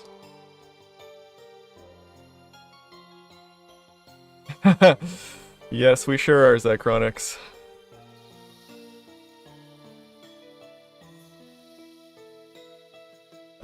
So where did he move that to? He put it at 960 by 320. So I'm guessing that's right around here. Yes, 960 by 320. So that's still the right spot.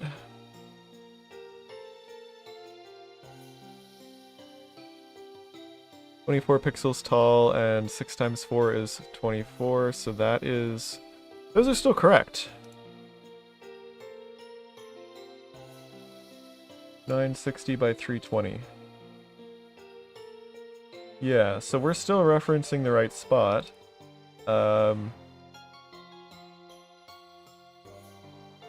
Seems like the width and height is right.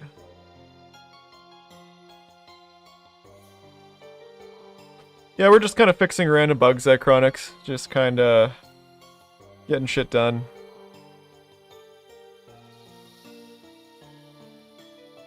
Now where's the color lookup table?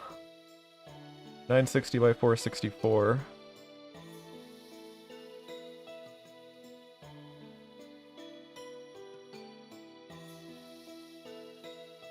Yeah, that's right on this gray color lookup table.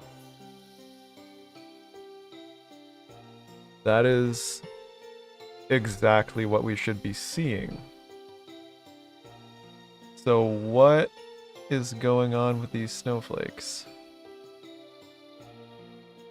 Let's grab a screenshot here and make this bigger.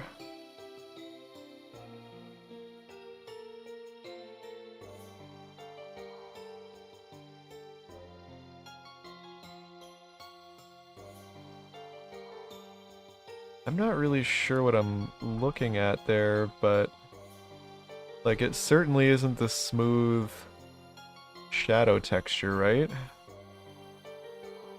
Like the shadow texture is what's underneath Dart here.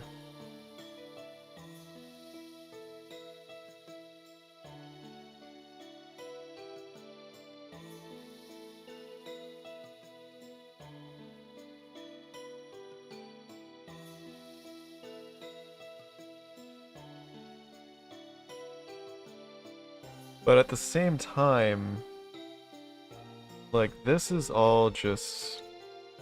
It should be correct. Let's take the translucency off of it and see what it looks like.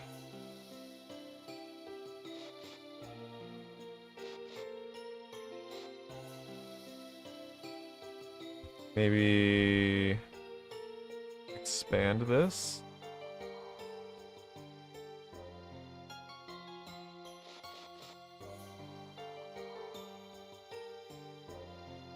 Let's make these bigger too.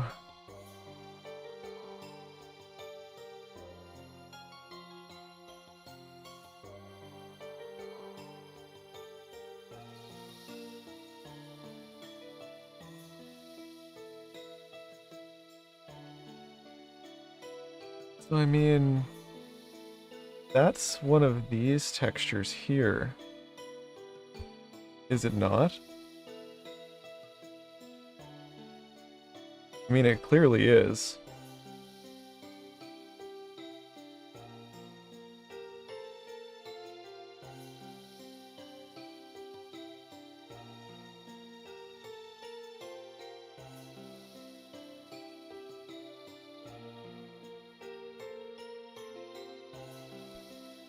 But how? When these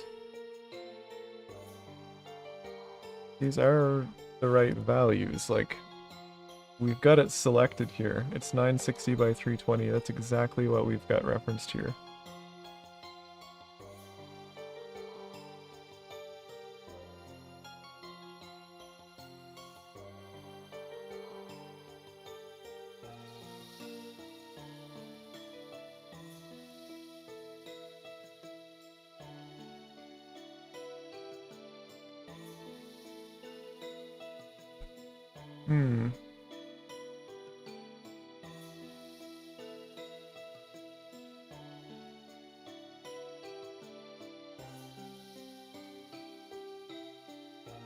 This is very strange.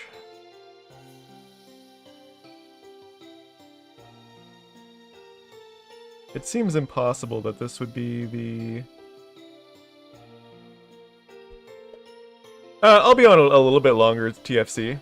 I'm working on the snow texture issue on submaps, and it's really weird.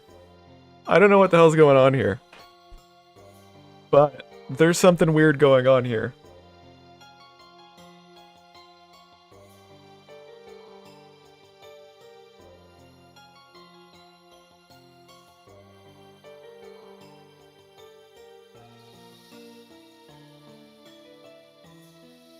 The VRAM coordinates that you have are correct.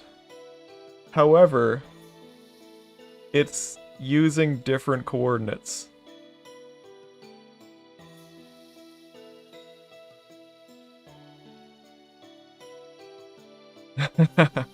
Thanks, Sid. Cool, I will hop in. Actually, I'm going to restart Discord first because 3/4 of the time it will not pick up any of my hardware that has been plugged in. That's a lot of updates. It's been a while since I rebooted. How long has it been since I rebooted? It has been almost 23 days since I've rebooted.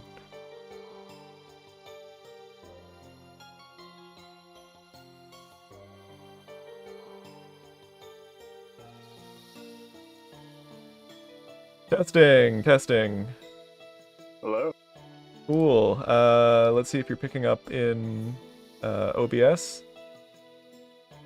Am I picking up an OBS? You sure are. Great. So, how much of the stream have you watched in the past 10 to 15 minutes? I just got down, but I see the problem that you're working on. Yeah. So, Did you find like what commit broke this again? no, but I have figured out like so if we look at the VRAM here, so what I have selected is exactly what coordinates you have this pointed to, which is what it should be. This is the shadow texture. Right. The size and the Yeah. UVs are right, but it's using That was what UVs I did. from up here.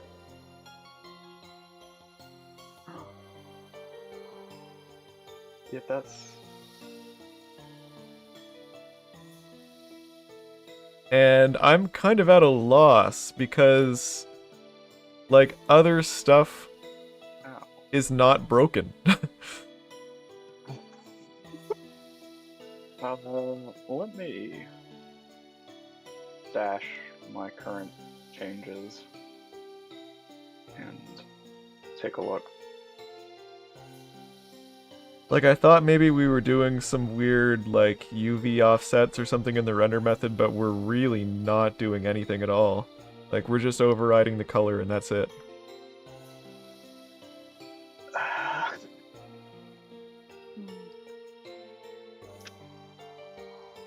So, You know what? Just for the sake of spoil it, that. I'm gonna remove the color override. Okay, that did exactly what I expected it to do.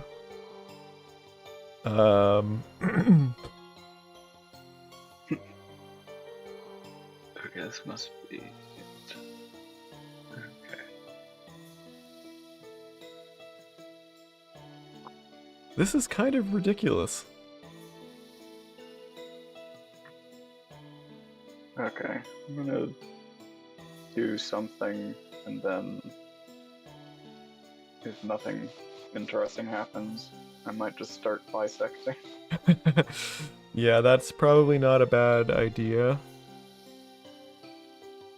Oh, which of these campaigns has the right save file?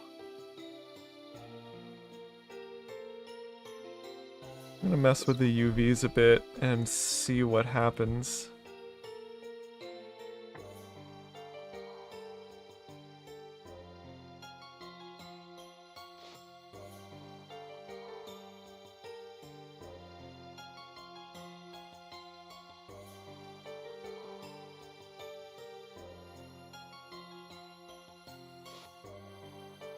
Alright, that's troubling.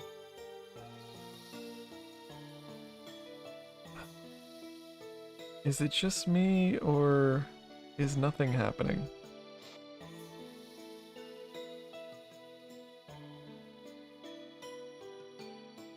What the fuck? So, like, I just tried altering the VRAM position, yeah, like that, and nothing changed. It's still referencing the exact same texture. Yeah. I I think I pushed it a little too far there. Hold on, let me try again.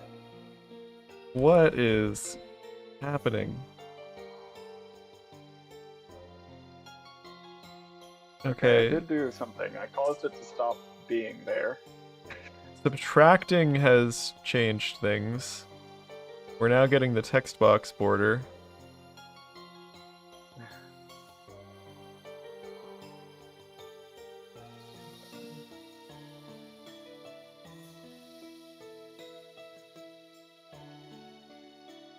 Um...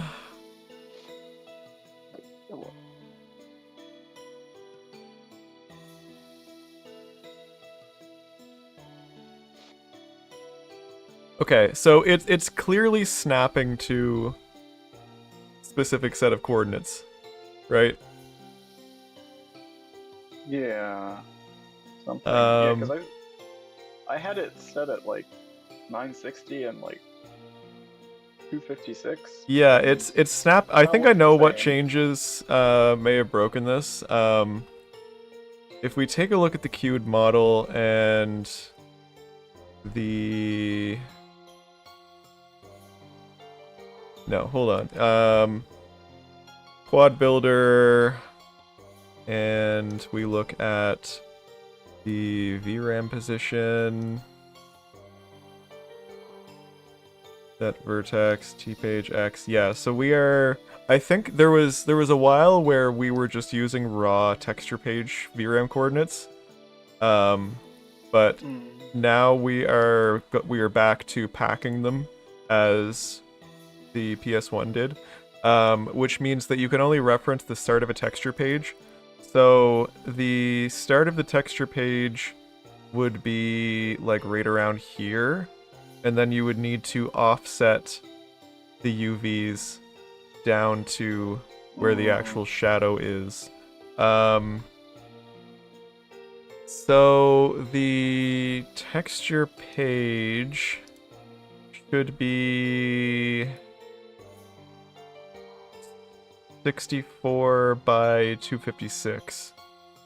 So what we are actually looking at here, okay, so that's the original values. What we're actually looking at here is divided by 64 times 64. It might just be an issue with the Y position.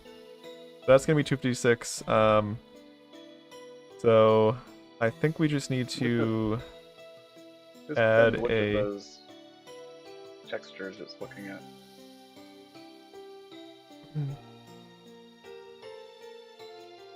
64 pixel UV offset? Or V offset, rather? Yeah, there we go. Now, I still got some other stuff modified here that I was doing while testing, but yeah, that's it. Yeah, I just tried that, it works fine. Well, except the translucency was still turned off. Yep, looks pretty normal. That was it.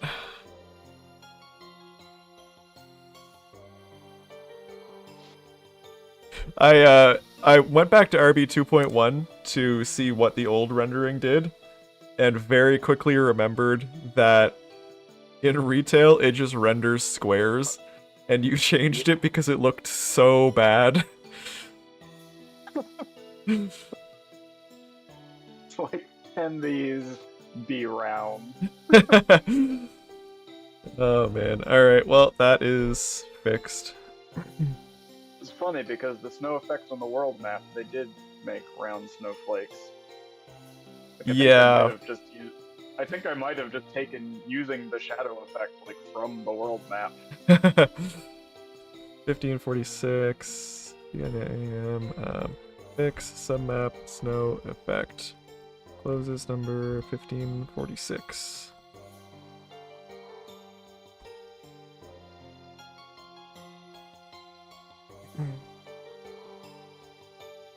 Cool.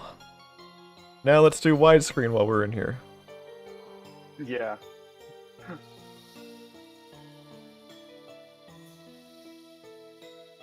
Do some math.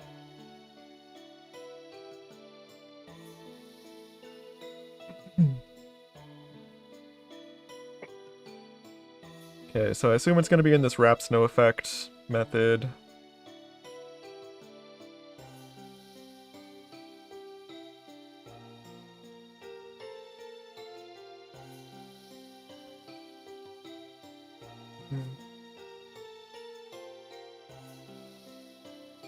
So this is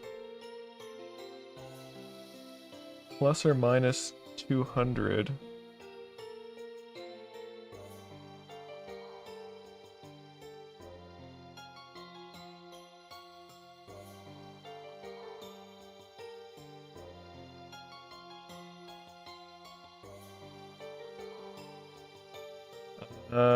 Okay, so that is wrapping vertically.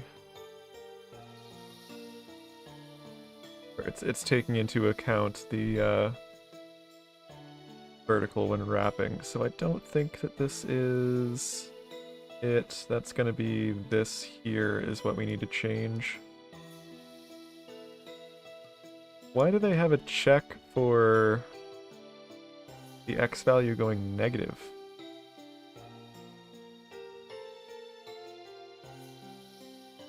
That seems odd. Is there a point where the snow blows the other way? Maybe when it's during the snowstorm or something? I was gonna say the snowstorm might be going right to left. Possibly. I don't Yeah. remember.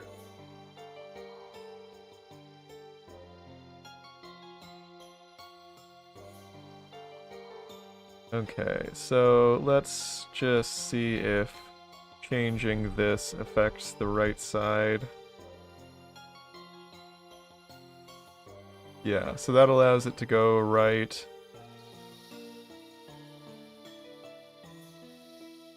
And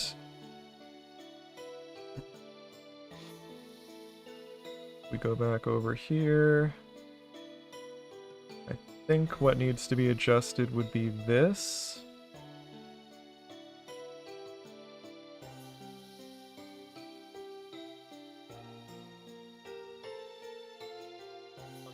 I know I'm just kind of shotgunning this right now, but we'll do something proper here. Took me a moment to catch up visually. Okay, that seemed to do nothing. Starting at... Really? Starting at negative 300 or something. Although it might be doing nothing because I didn't update the left clamp. Okay. There we go.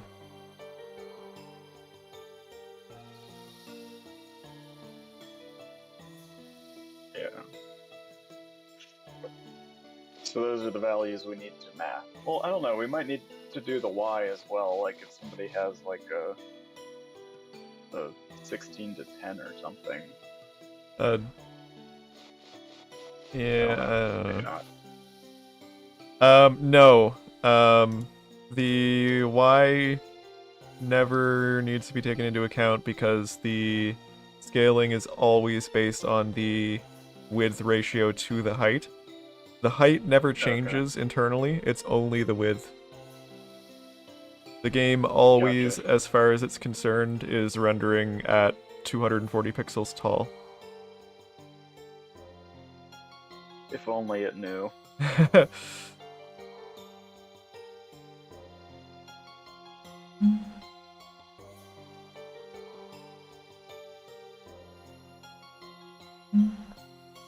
If only it knew.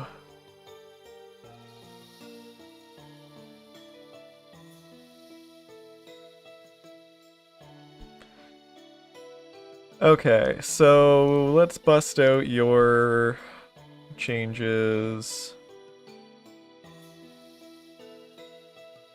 where you adjusted something. Right.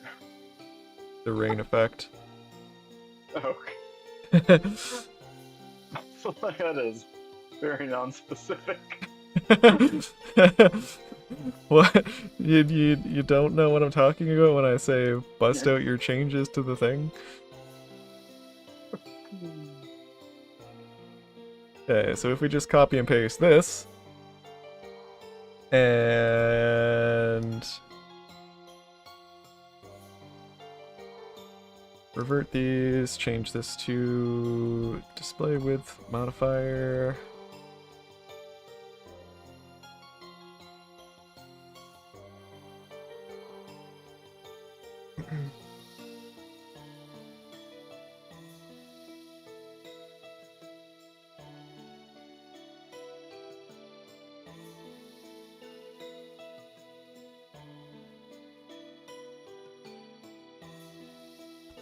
Something's definitely gonna happen. I will need to restart sever chains because I added a parameter. Let's see what that something is.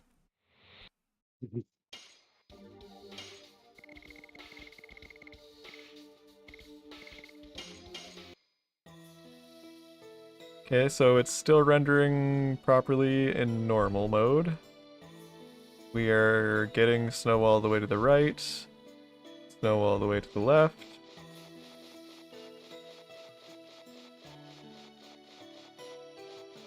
Yeah. Seems to be working great. Do we want to bother adjusting the particle count?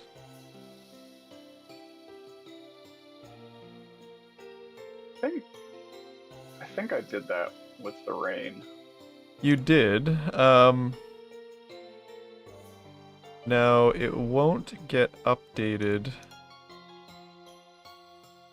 if they resize the window. Yeah. I just don't really care about that, personally. Like, yeah, sure. I mean, if you're trying to be really fancy, you'd like reallocate the effect or something. I don't know how you'd do that because you'd have to like process all the particles that were already falling and like reallocate to have more particles, but not just have it have like a hard jump from one to the other. Too much work for a niche situation. Yeah. Cast int.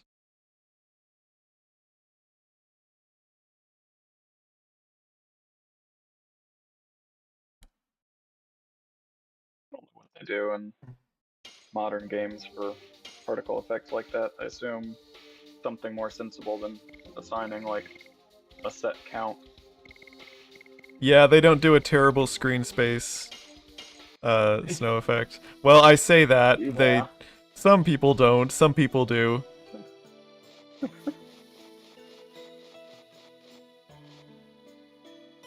All right. Looks pretty snowy to me. Yep. Did Like you see the left side when I made the screen smaller? No. Oh. Sorry, I still hadn't seen it yet apparently. You see a bunch of the snow get kind of like fired off Yeah. from the left side. Oh shit. Activate snowblower. Phew.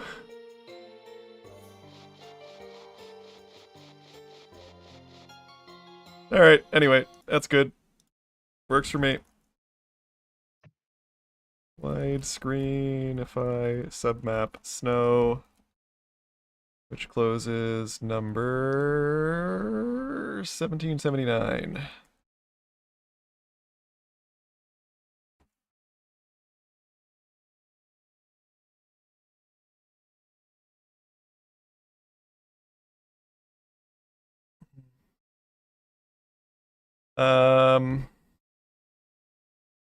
There's another one that I wanted to look at.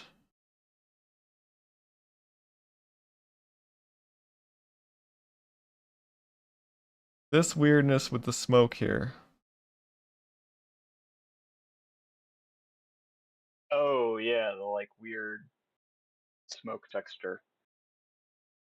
Could that be, well, I don't know. I was wondering if that was maybe like a similar issue to the snowflakes we just dealt with.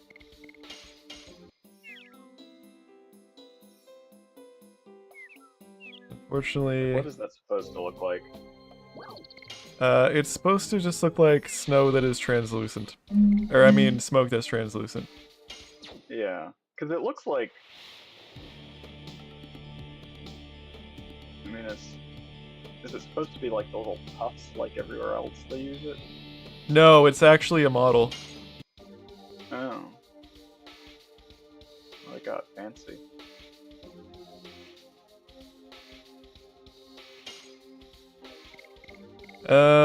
So I'm gonna have to... Actually, I probably got something from another campaign, maybe?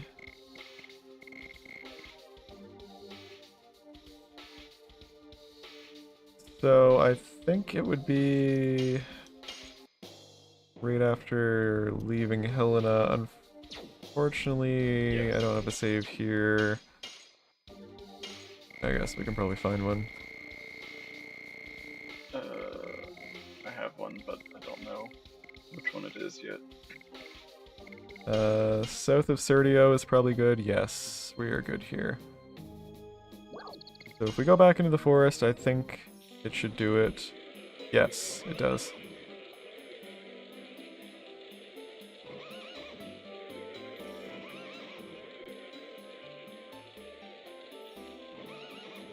Okay, so what I'm gonna do is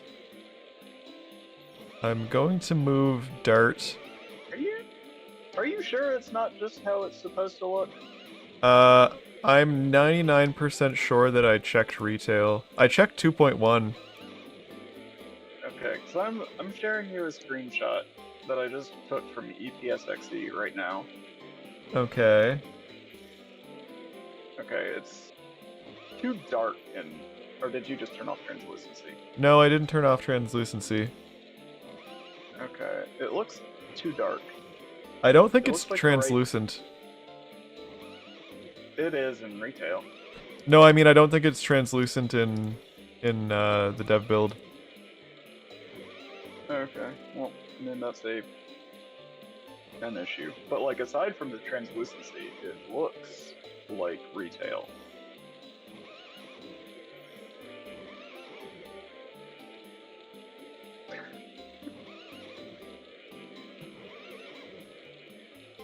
Unfortunately, it is being positioned by a script.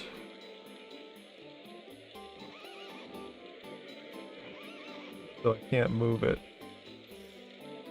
Wee. Okay, so it is clearly not, well, clear.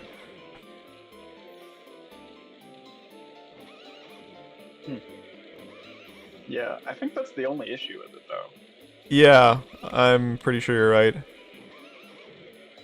So let's go into the submap object renderer. We are going to put a conditional breakpoint on submap object number 5. And we're going to take a look at what is going on here. Forget you can do that and end up adding just like extra code conditions. What was that? I always forget you can do conditional Oh, breakpoints and just like create fake code conditions to yeah, to be breakpoint in. fair, that is often a better way of doing it if it's like critical code. Because in order for that's not a feature of the JVM, that's actually an IntelliJ thing. So in order for it to check the condition, it has to actually breakpoint every single time it gets to the code and then evaluate it and compare it to your condition and then resume. So if it's like Sounds something running every frame, that sounds real slow. yeah.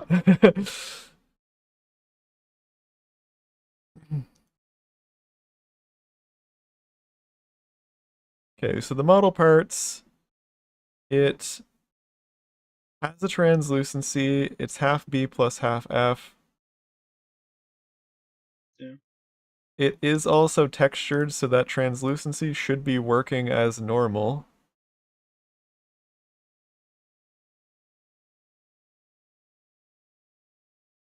I mean, it obviously has a texture, otherwise it wouldn't be able to animate like that. Um,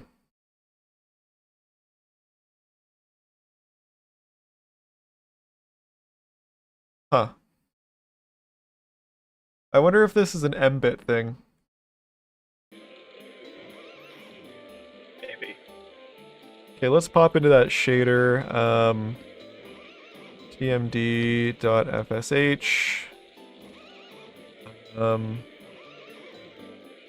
We can just heat the condition if translucent, primitive, and textured pixel translucent data set. Pixel is translucent, so we defer rendering.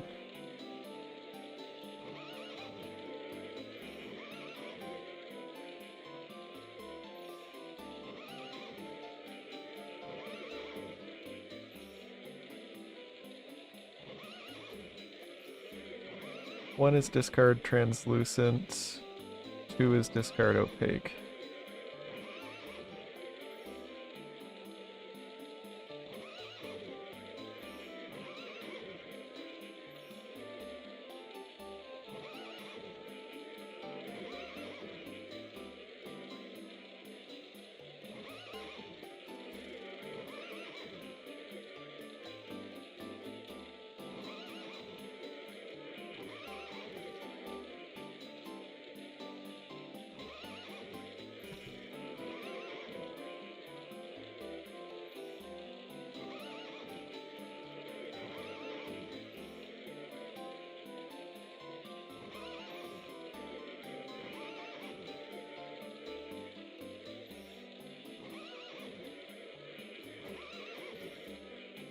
Doesn't seem like it.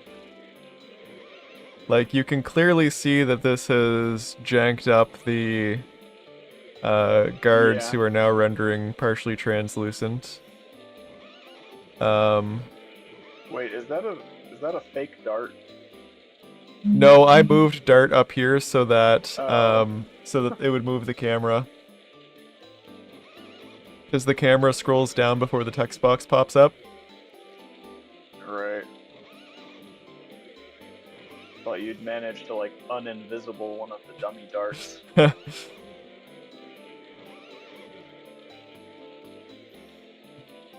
Oh, did you see in the magazine that Drew recently got that the shortcut in the Black Castle that leads into Dole's throne room is actually featured there as like a shortcut? Oh yeah, I did see that clip. That's interesting. I just, what was the? I wonder what the like function of that shortcut was. Cause like, when did you need to get back in there? That is a great Or like, question. I don't know. Maybe they had like some thing where like you could get multiple routes into the throne room or something. Like the commander would like show you the shortcut or something if you talk to him, and otherwise you had to like go the normal way. Who knows? Yeah, I don't know. I just had a thought. I wonder if this is the fabled separated batches translucency sorting that we briefly discussed.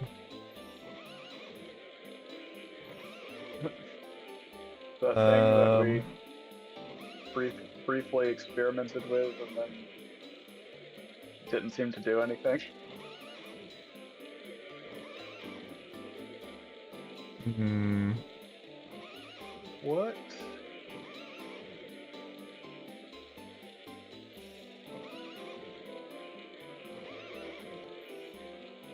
What was that branch called again? Oh right, I put that on a branch, didn't I? Yeah, no, there is Look at me a go. branch somewhere that you called something. It is definitely called something. It's called merge queues. Main.merge queues, very conveniently.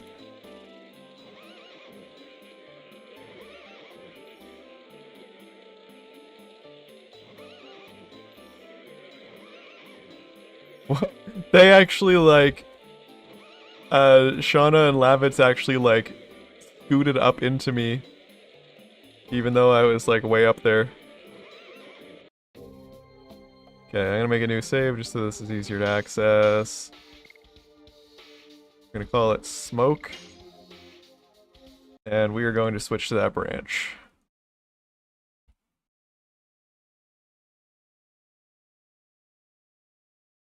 I have unstashed changes in the shader. I'm just gonna stash those.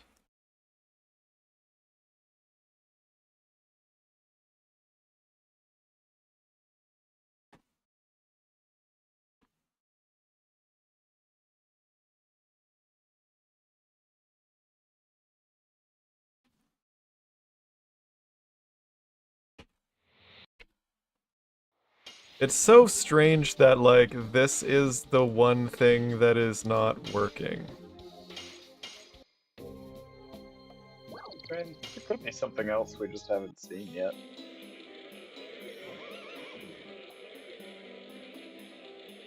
No effect.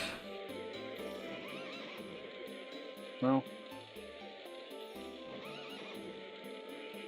Hmm.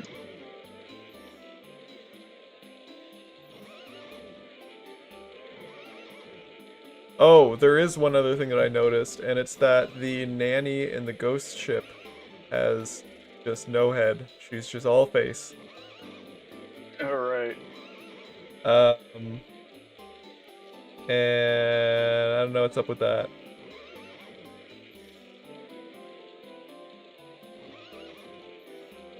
What renderer is that smoke using? That's just a submap object. That's just the submap object? Yep. Hmm. It's just a plain 3D model. It's supposedly rendering in half B plus half F. What? What file? I wonder. I mean, it's submap object 5. No, I mean like actual file. Forget what map is this. This is map 7. Actually, I can tell you.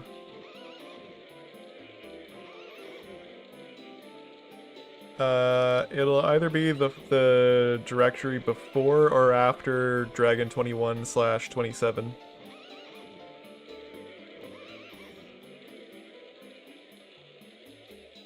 Probably the one before. It's got a lot of texture looking things.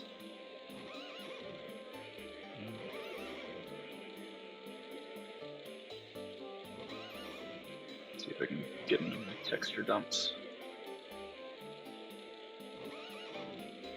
Yeah.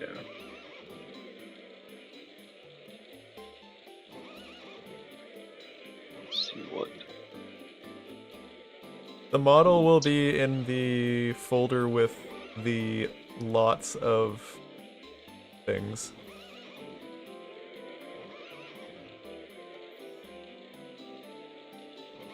Alright. Unfortunately, this doesn't tell me.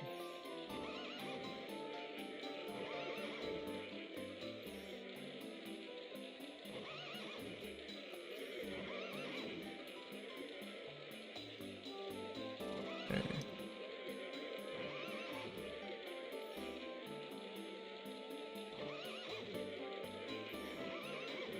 Open up Tim's view.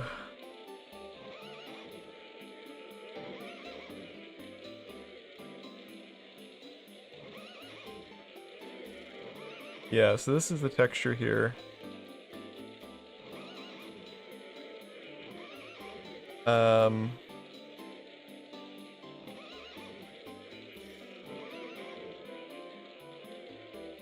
Oh. Wait. What am I looking at? yeah, so the pixels are marked as translucent in the texture. Hmm.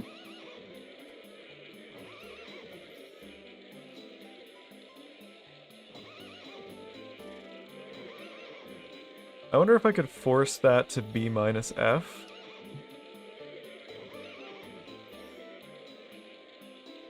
Without breaking everything.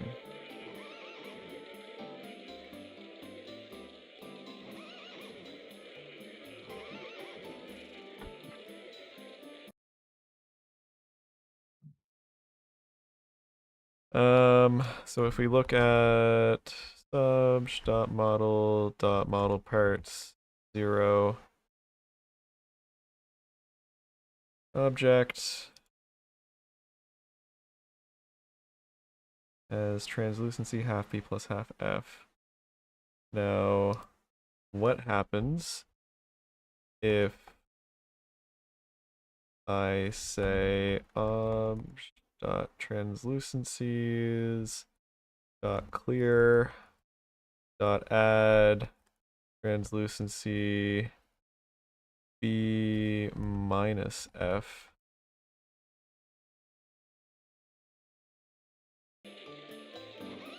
It didn't crash, so I mean, that's something.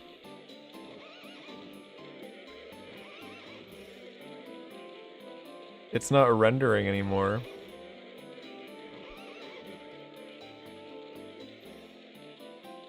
Because there are supposed to be two of them there. Isn't it? Yeah. Why is one of them still rendering? Because I only changed one submap object. Ah.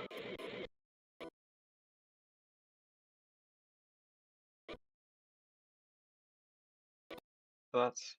Did you revert those shader changes? Why did I do that when I could have just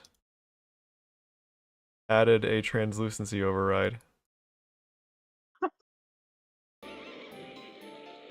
Okay, let's leave this map and come back. And we're gonna do this the less dumb way. A less fun way.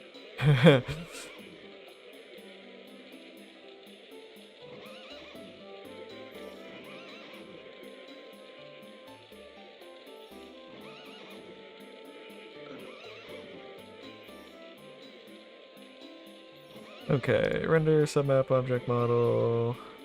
And if model dot name contains 5,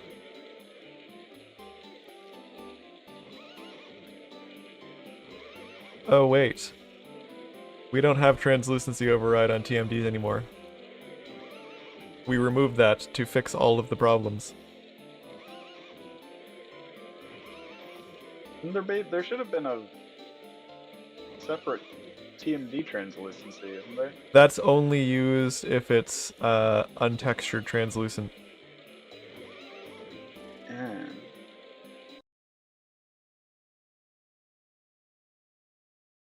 well, To make sure that we are not doing something dumb in the shader, let's change that TMD translucency and see what happens. Nothing. Which is what we would expect. Nothing is not a bad thing in this case.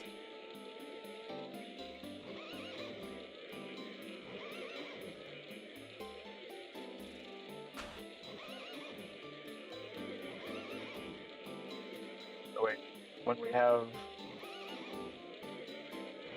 the TMD translucency override that's only applying to untextured. Yes. That is the hack where they used bits in the TMD header that are unused in order to assign translucency to untextured faces, since normally the translucency is part of the T page, but you don't have a T page if you don't have a T. Right. So why did we remove translucency from textured? Is that what we... No, we removed translucency overrides from TMDs. Yeah. That I was... remember why we did that. Well, that was part of the pipeline split, and we needed to do that because it's what was causing the impossible to fix translucent untextured things, getting the incorrect translucencies. Just the interaction of that with the other TMD rendering was just basically like impossible to fix properly. Okay, well that leaves us in a bit of a spot. It does. Because that would make this impossible to fix without reverting that or changing it in some way. Well, I mean, the thing is, like, this model has half B plus half F translucency, but it's just not doing the thing. Yeah. Well, right. You said it can't do the thing because we removed the ability to override it, right? No, we don't need to override it. It is half B plus half F. Oh. Okay. Then what's... then I'm That's what I'm I'm saying. confused what that was all about. That's what I'm saying. I don't know. Okay, I thought you were like explaining why this. Like, when you said that, I thought it was like an explanation of like, oh, this is why. It's because we removed this thing. Oh, no, no, no. I was going to like add an override and see what happened. But then I remembered that I can't do that because we removed the overrides. Okay. Now it all makes sense. I mean, except for the part where there's a bug that doesn't make sense. No, it all makes sense except for all of it.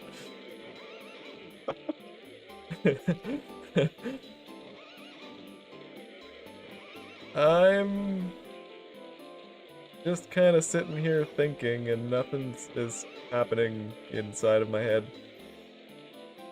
Okay, so they definitely have like translucency bit set on the texture.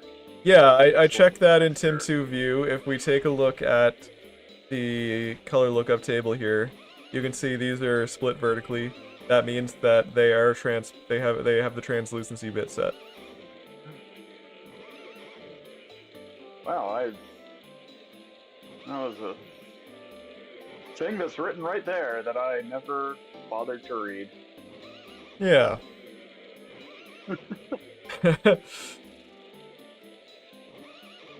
Black transparent, the H, the horizontal split, that means it'll be completely transparent. It means it's full 0. And then the vertical split is, yeah, M-bit is set. Huh. Except for the parts of the color lookup table that don't have it set, of course. Right, but it's got a thing. What is the H split color mean again? Wait, no, I think those are all translucent, and it just switches to black when it reaches a certain threshold of, like, lightness of the color, just so that you can see that it's split. Because if I toggle it off, you can see that it switches to, like, solid of that color. So yeah, that's definitely what that is. So these are all transparent. Okay.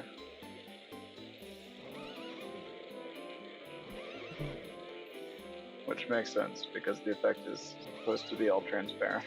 Yeah, it does make sense. What doesn't make sense is that it's not working. Do we know if this was ever... you said this was working in 2.1, right? Yes. Okay.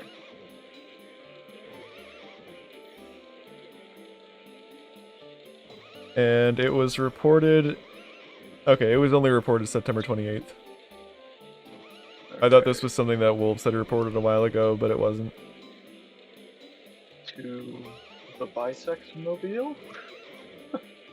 Yeah, I don't know if you're gonna find anything there. Like, this was broken before we did the render pipeline split. It was September. Yeah. We just did the... Wait, when did we do the split? Like, just recently. Like, a few weeks ago. Like, a month ago? Did I tag that? Less? More? Free particle refactor.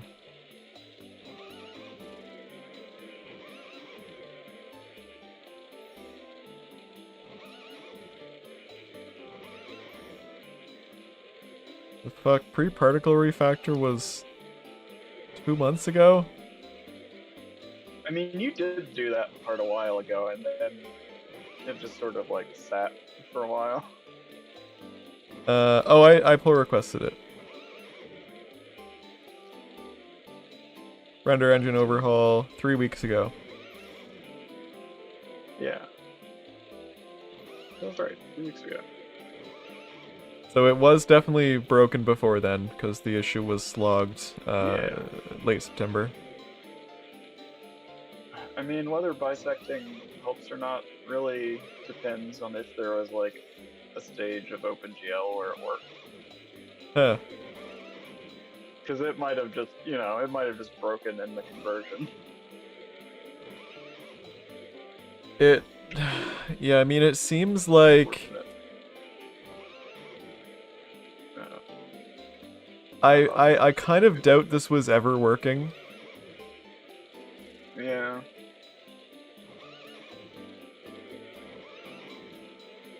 But the question is why that would be, of course. I'm gonna mess around some more in the render engine and see what happens.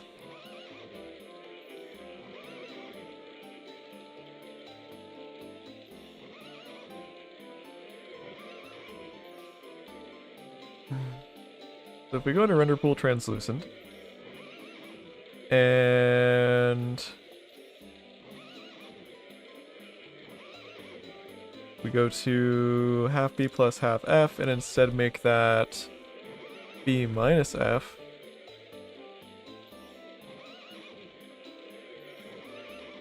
Actually, let's make it B plus F.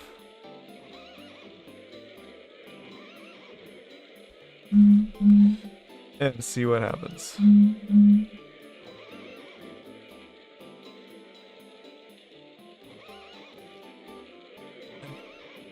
Feel like it looks different, but it might not look different.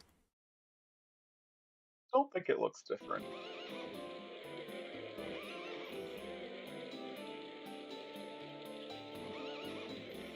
Yeah, no, I don't think that changed whatsoever. What if you just don't render the transparent cues? Because wouldn't it be weird if it weren't rendering in the transparent cue? That would be weird.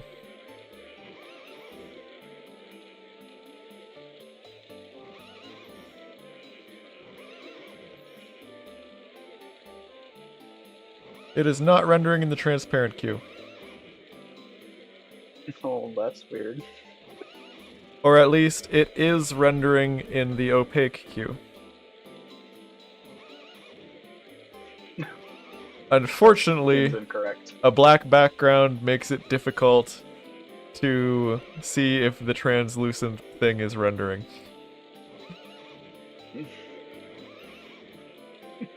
Huntario, we are trying to figure out why this smoke is solid. Also, I shouldn't be doing this on the...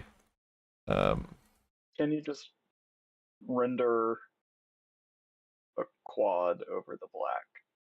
Probably. So I could adjust the clear color, I suppose. Okay, so I'm back on main now. I was still on the merged render queues thing.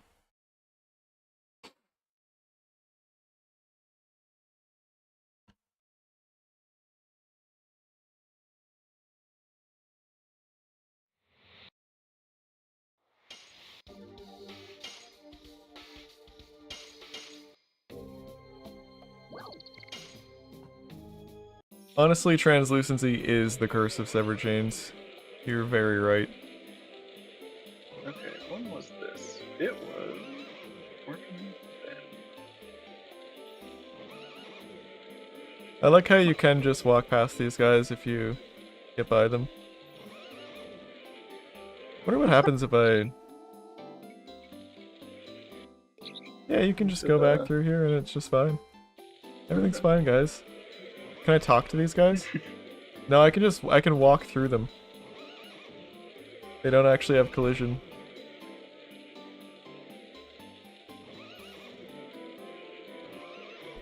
Anyway. And this all feels... When did we do open? It's like...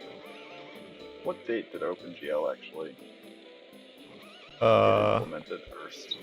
Like last year? Yeah. I was more thinking month last year. I want to say it was like the summer.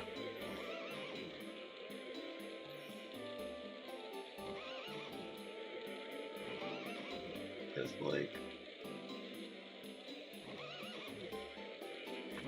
I'm packing again. Oh. No. It's always great when you find a commit where it's just a black screen. Yep. Did you hit the commits where there was no menu? No, I mean, there's a menu if I tab over to the switch between renderers.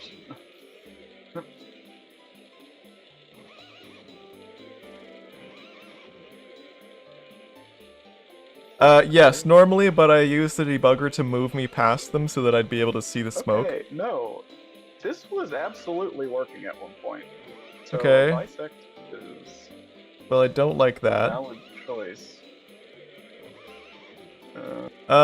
So it's not rendering translucent. I changed the clear color and it's just not there. The only thing I can see is dark shadow.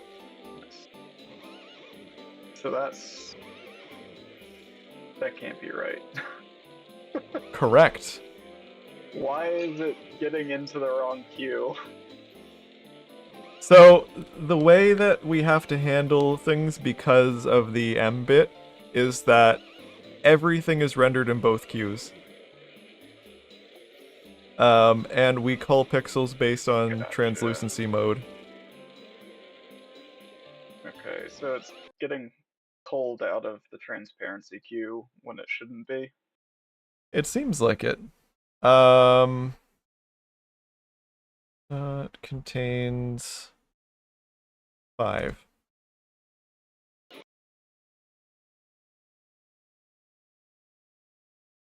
Wait, no.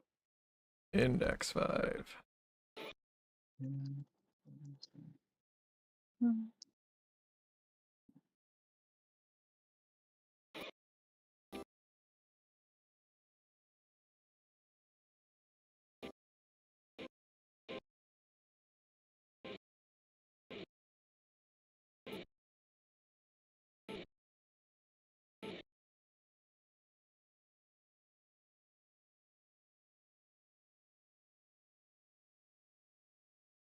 When was this issue added to the project?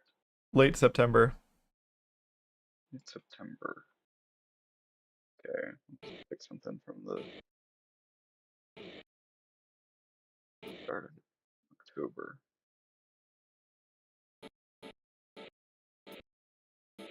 So it's making it to the shader. I have verified that much. Okay. I am currently bisecting. We thought that might be the case, Ontario, but it is not. It was working. It was not working before that.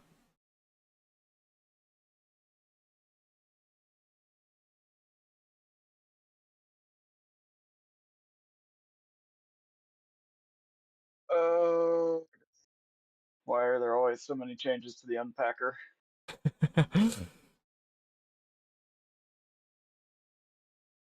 Because unfortunately, we can't distribute game assets. Damn.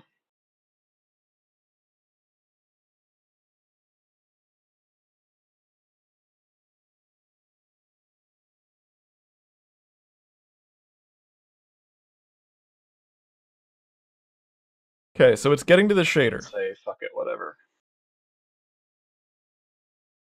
It is getting to the shader in translucency mode 2. It is textured.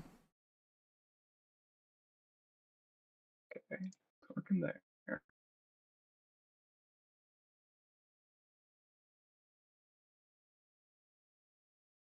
I'm just gonna remove all of the discarding.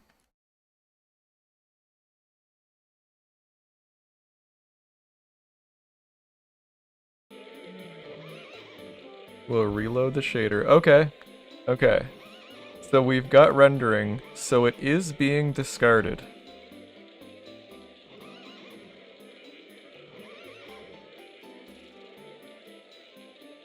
Why does changing to different commits change my game window? Great question. It might be when I removed the DPI scaling support. But it's like, it's not one specific point in time.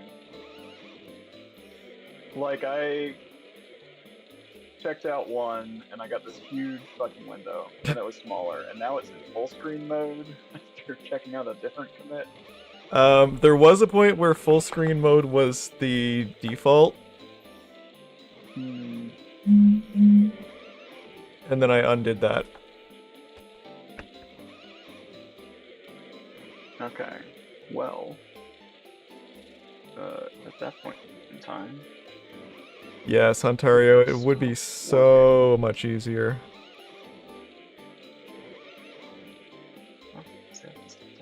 let's do. No.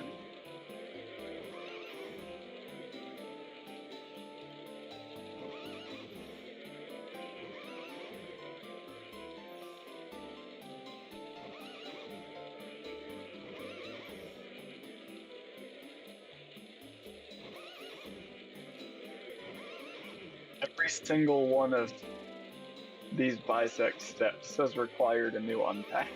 Okay.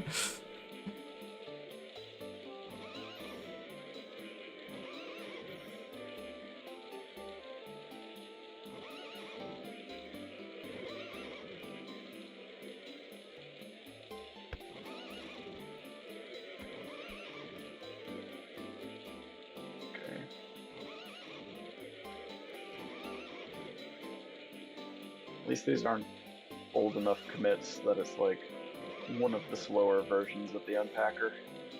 Yeah. That's pretty rough.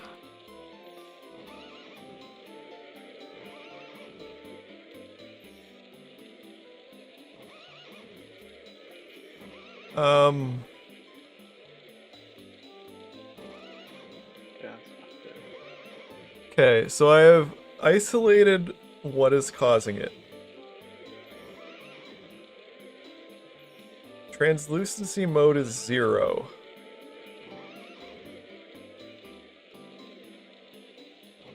Something happened somewhere in February.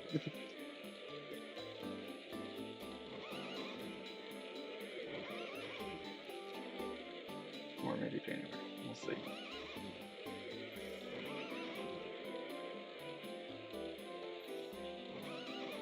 Oh, you know, unpack. Translucency is coming from the vertex shader. I'm zeroing in on it.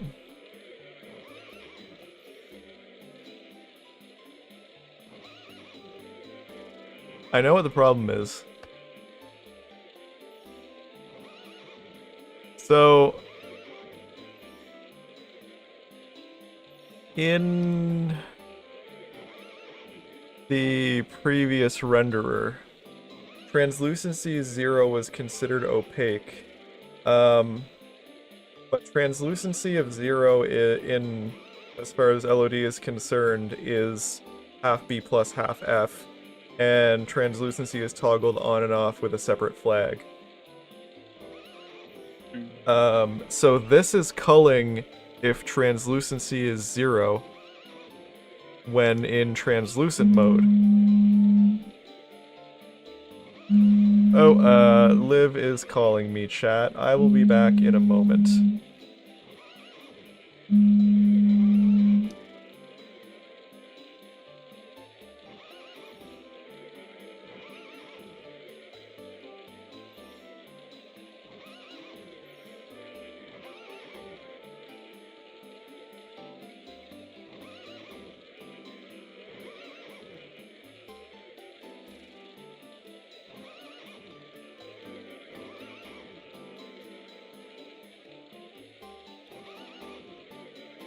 Okay, you can say hi to everybody now.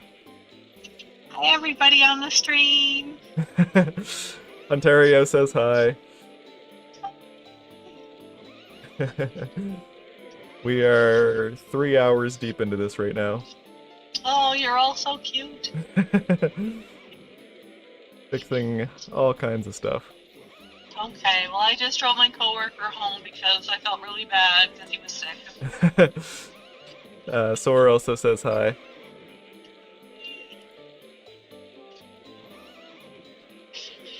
Alright.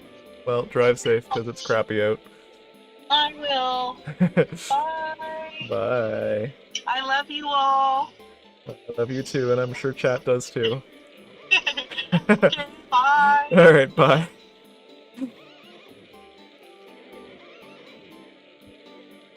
Alright. Where the hell was I?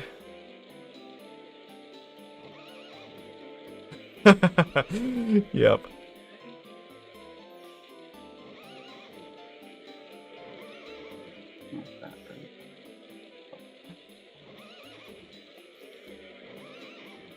So I know what the problem is, TFC. You don't need to bisect. I mean, it's too late. I'm already almost to the bottom.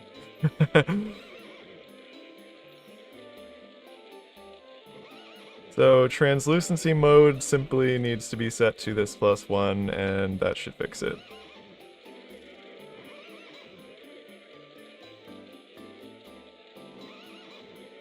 Yeah. It's translucent now. Cool.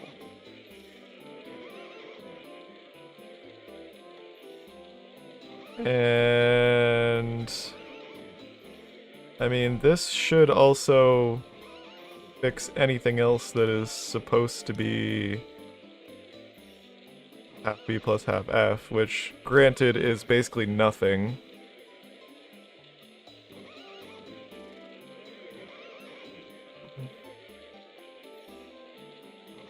Yes, and we've been getting back into doing the dev streams, so there will be more where this is coming from.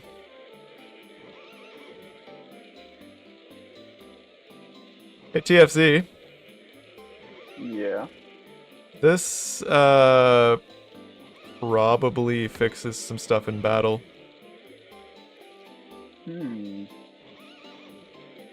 Because, I mean, that's gonna be broken in the battle TMD shader as well. Yeah. So, let's see.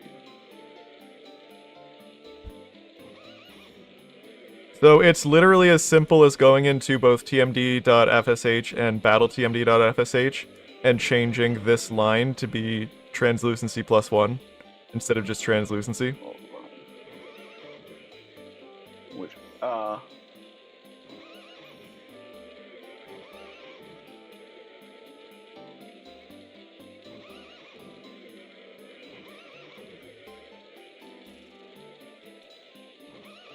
Okay, it looks so... like Sorry, go ahead. looks like it broke. Looks like it broke back in the 16th of February with the optimized shader.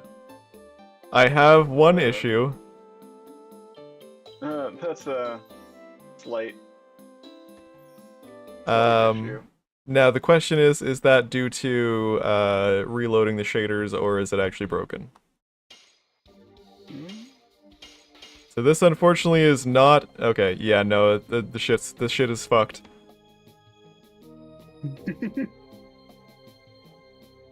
Okay. So I know the problem, it's just going to be resolving it.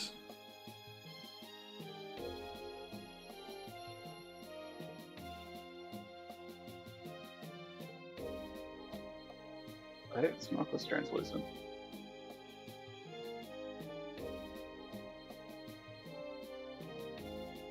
Yeah.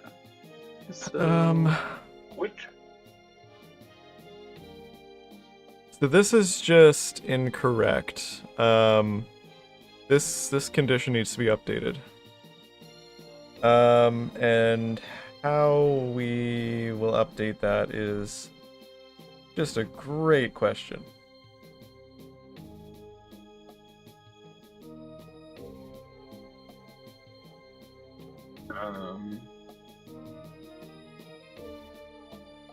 I just shared the commit number if you want to like look back at the change you made. No, I know what the fix is. It's just gonna be...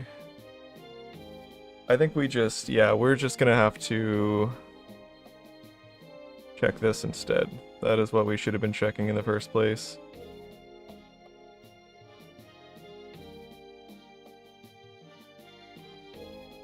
And this should be not translucent.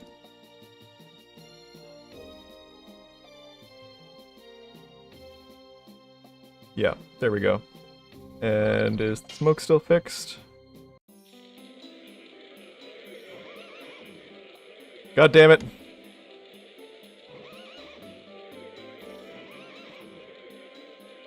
Okay, I rebroke the smoke.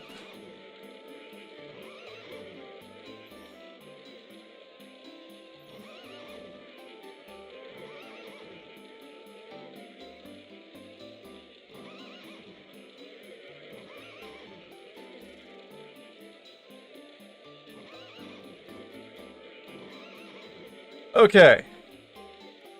Time to think very hard about this. Are you... Okay, hold on. So, yeah, who's fine? Are you positive? Like, can you humor me and just look at the commit that I sent? Because it's not, like, changing any of the lines about translucency, I don't think.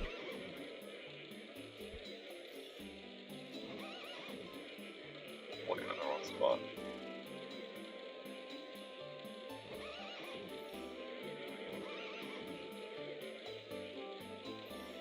Like, the commit before it implements translucency, but that one's working fine. Yeah, so this is...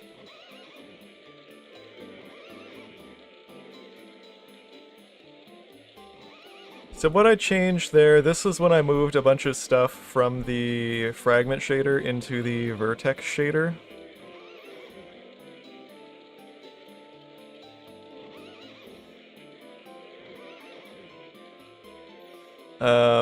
So that it would only be calculated per vertex rather than per fragment.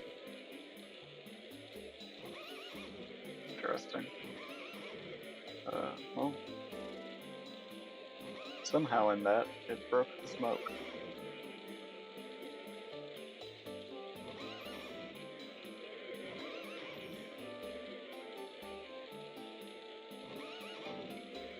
I think this might have actually been before I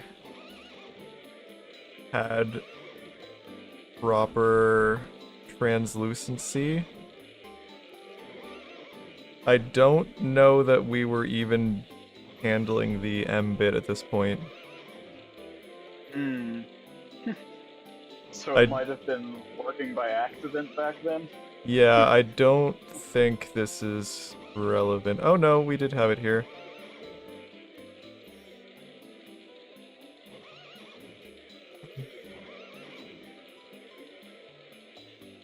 Okay, so what changed here?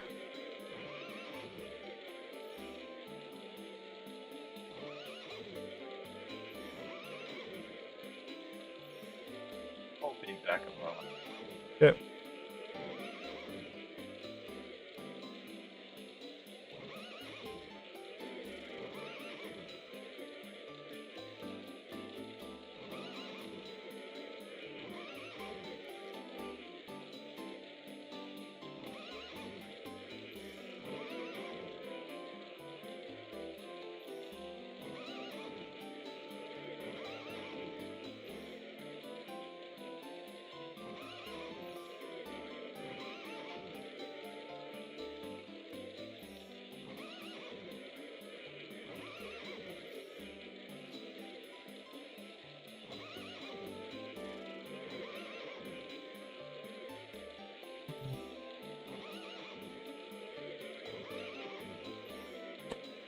Okay, so what is causing this to get called?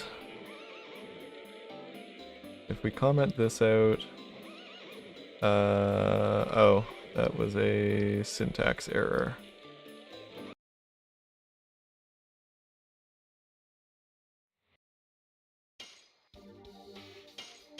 Let's try that again.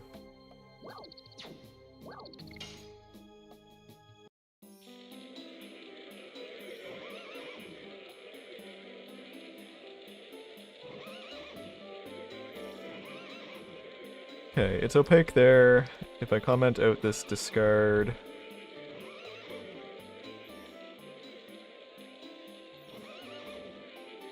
Okay, so I think what's happening now is that it is always getting rendered in the opaque queue.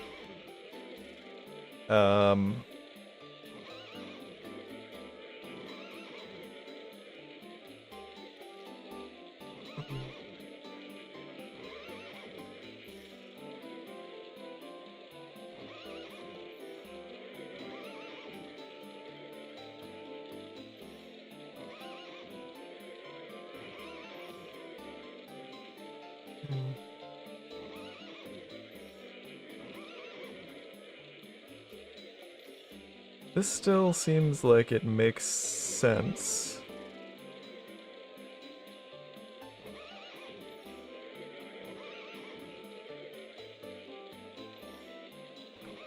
The translucent flag should be set there.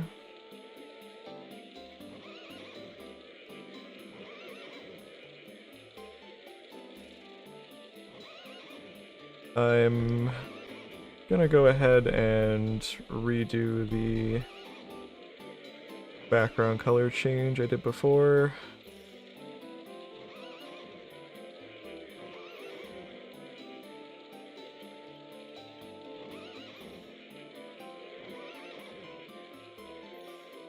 Oh. That should be 0. I think that was the only problem.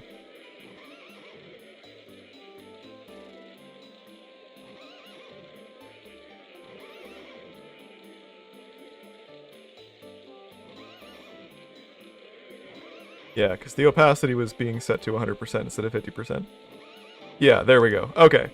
So this was the right fix. I just needed to adjust the other value there.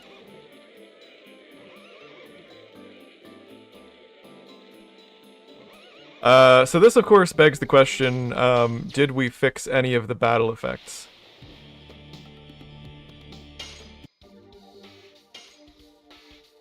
Simple Middleton, that is likely something that will happen via mods. Probably something we'll look at for RB4. Yes, I did find the border pixel. Also, as you can see, the battle shader is not working. I did not update this yet. So let's update that right now.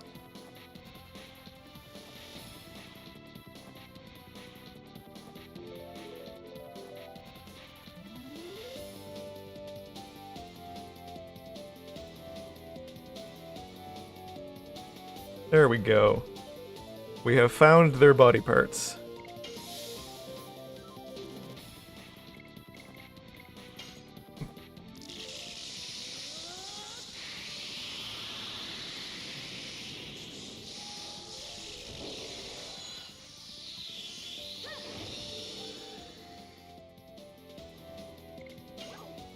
The TFC has been banging his head against the Dark Dragon summon for quite a while now. Let's see if this improves that. You're in battle. Did you think of a solution? Yeah, I fixed it. Nice. Yeah, I just forgot to update the opacity thing.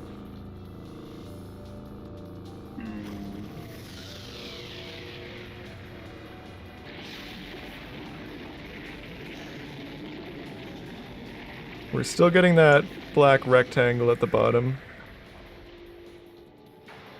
I wish I knew where that was even coming from. Okay, it didn't look like anything changed there. Nah. Still the same. Unfortunate. Well, it was worth checking. We did fix the smoke though, so that's working correctly now. The change that I made to the shader was right. The only thing that I had forgot to update this condition here, which checked to see if translucency mode was 1 and set the alpha to half, whereas translucency mode 0 is actually half B plus half F. So I just needed to change that to 0. Basically, the change that I made here was instead of checking the translucency mode, which was a holdover from when the translucency override was merged in with the actual model translucency. Now I'm just checking to see if the translucent bit is set in the model flags. Gotcha. And that is Do the correct way of doing it. do we have any other existing translucency bugs? I don't know is the thing. It's entirely possible that like some things like not looking like they're rendering could just be like getting blocked out by something else Yeah.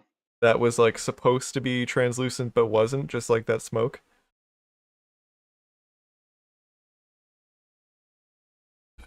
I still Um feel like something is wrong about positioning in Dark Dragon. yeah, I mean there's that black plane which definitely is not right. I think it's like it might Um be a plane where it's like solid down below, but it might be like the smoke effect on the top of it. But I don't know why it's like got a whole plane below it. It's not like angled. If you like free cam around it, it's just like standing up in front of the thing. yeah. I have a feeling it's supposed to be like laid down flat or something. Yeah.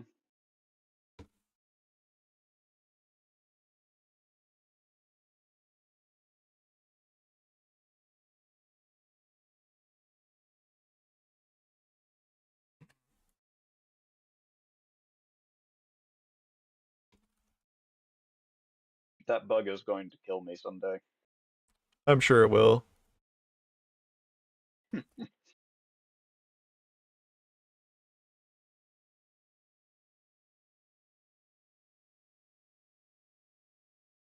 The border pixel? What? What's the border pixel? The battle border was not the bottom right hand corner Mm, was not rendering. oh, But yeah, I fixed that. that's weird. So what was happening there is that we were adding an extra quad at the start of the obj. Oh, Um, so all of the 8 parts were shifted down by one group of vertices. And so we were rendering 8 groups of vertices, one of which was nothing, and then the actual hmm. last one wasn't getting rendered at all. Yeah, that makes sense.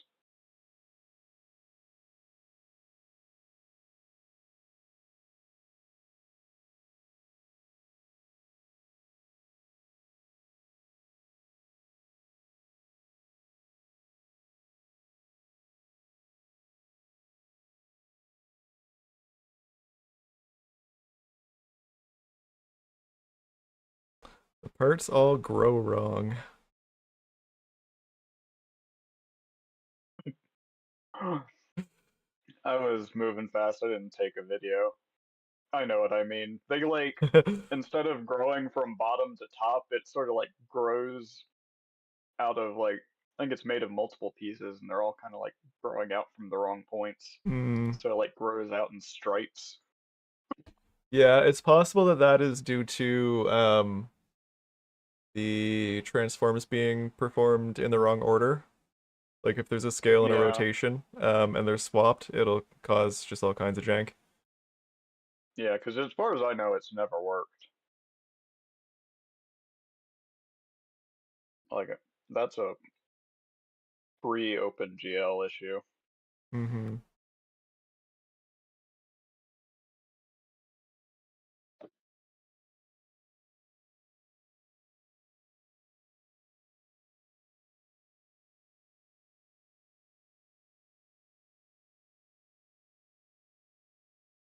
Wonder if Icarus has looked into this.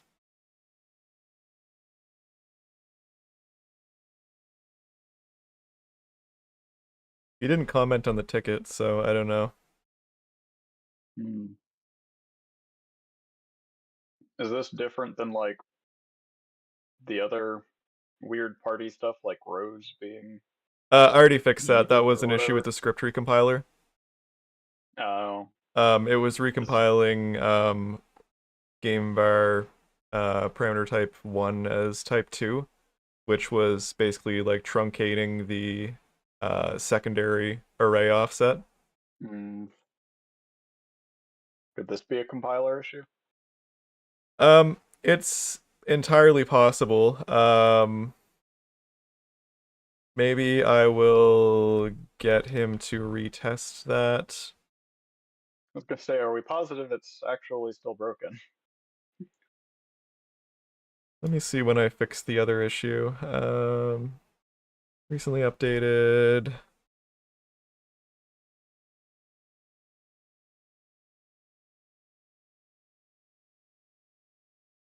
That was fixed. November 24th. This was reported October 23rd. All right, I'm gonna ping him and see if he'll retest.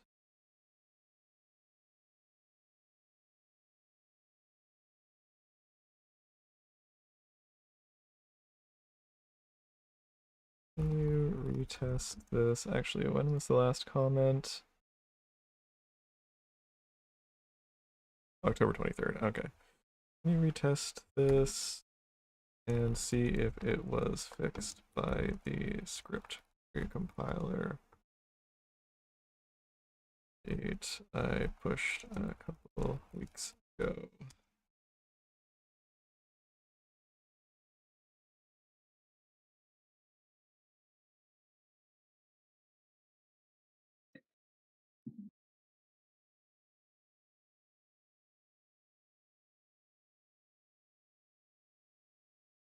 These are ones that need to be fixed. I do wish that he commented on what he was doing when that happened.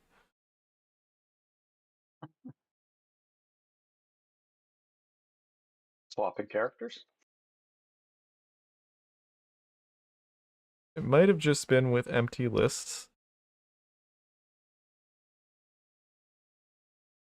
Like if we were to load up a save where we don't have any secondary characters. Yeah, crashes instantly. Alright, I want to fix those because crashes.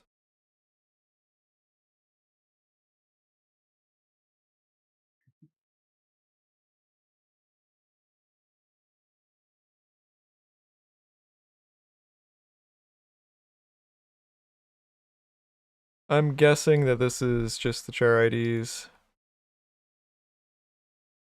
As Iconic says, he gets it with 2 in the party. Yeah. So yeah, it would just, I guess, be any amount where there aren't any other characters to swap to.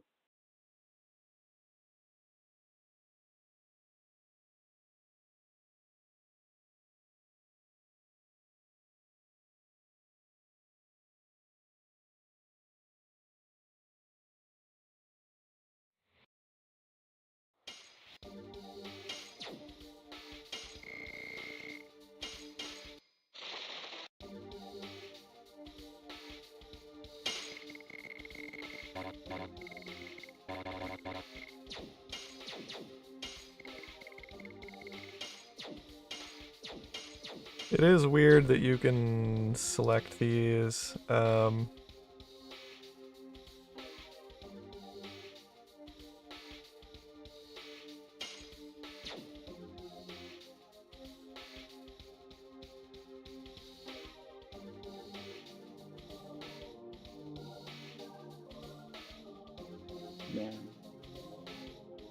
That is like normal retail behavior. You can select somebody and swap, even when there's no one to swap to.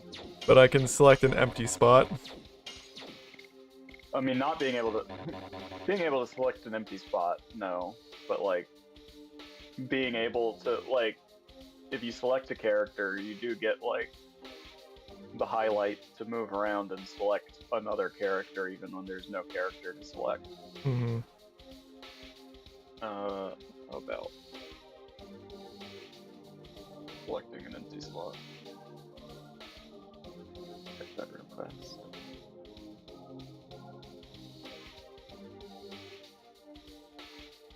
Oh, yeah, no, you can. Interesting.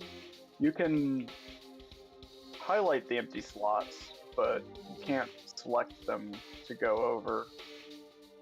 Yeah, I'm gonna fix that right now. Part. But if you do have a character, like a secondary character to select, then you can get over to the empty select menu side. So it is kind of jank in retail still.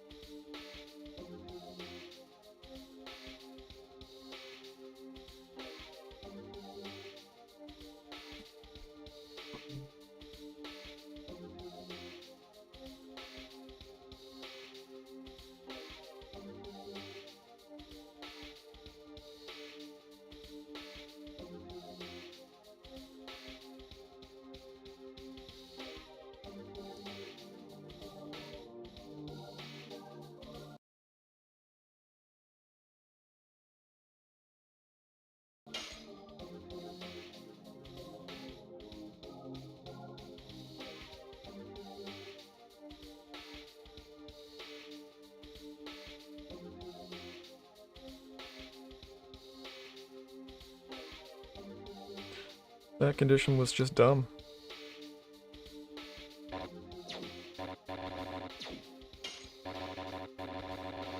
Okay. You can no longer go into that. Cool. And it no longer crashes. Even better.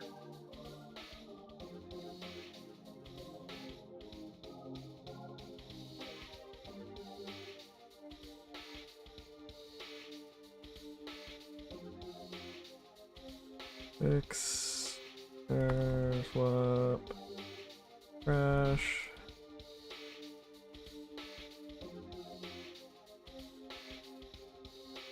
Do you have any thoughts on how to handle those leaves, like how you want to handle the leaves in downburst? Because like I was saying in Discord, I'm not entirely sure at this point if it's possible to make it 1-to-1 with like the differences in map precision. Is it a problem? Kind of. It looks kind of worse. Like, because they're even like I tried casting parts of it to int, but like obviously there's still a lot of math that's still going to be in floats related to angles and stuff because you know we overhauled that entire thing. What yeah, is the issue? Like, what looks worse about it? There's just a ball of leaves and petals in the middle, kind of swirling around, and it looks kind of silly. Okay. That And what was does the it look part that like? people thought looked bugged. What In does it look like retail, compared to retail? You can't see the ball of leaves and petals. You can see like a few swirling around and then like shooting off towards the camera and stuff, because like all of the ones in that ball have like a dimension that is 0, so they don't get visibly rendered. And Okay. I am not sure if like So if you just floor that, wouldn't that do it? Come say hi, Liv. because it's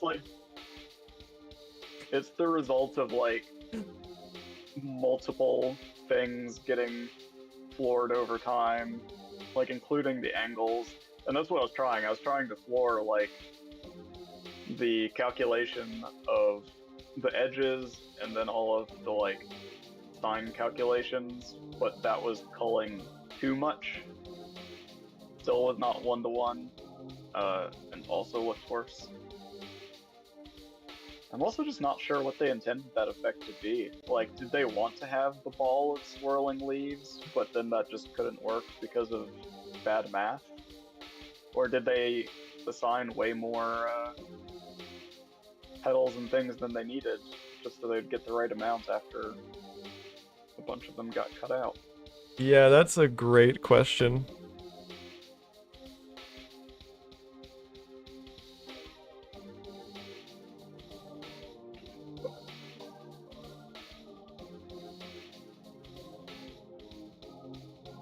Okay, now why is this... How did he make this crash?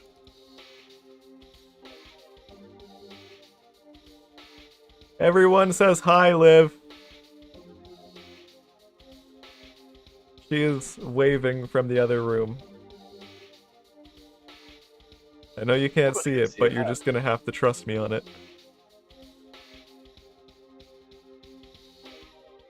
What? She said she hasn't eaten all day and she just ate a bag of chips and does not feel good. You should eat some real food. Chocolate says sup, nerd.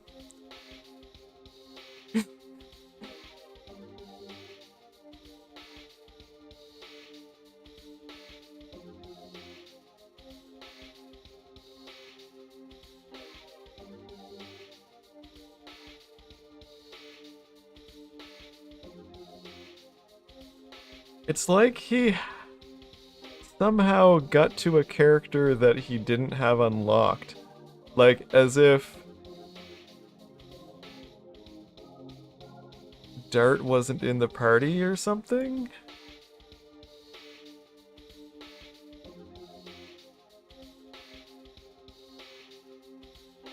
Like, not just not in the active party, but not in the party at all. Yeah, or something.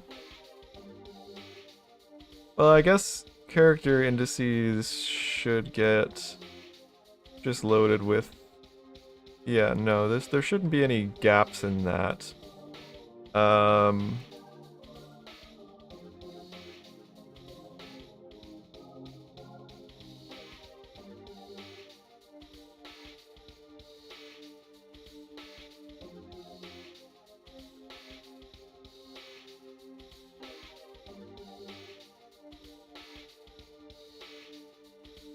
Yeah, this shouldn't be breakable unless he had 0 characters.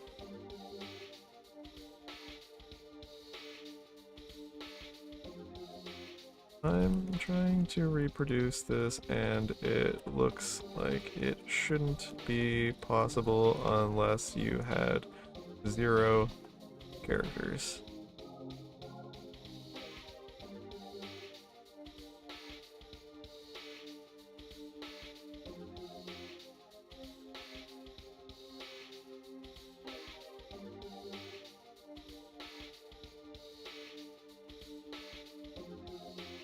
Right.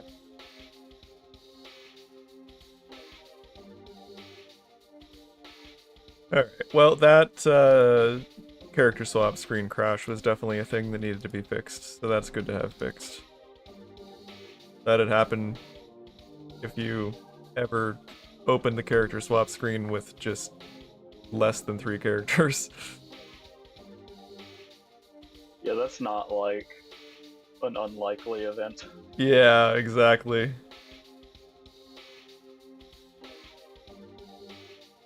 We're not worried about those unlocked party issues because they're debugger only.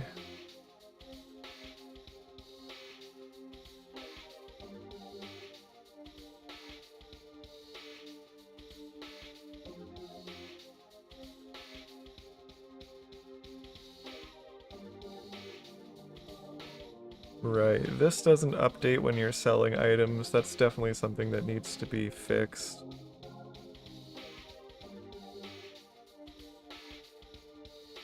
More unlock party.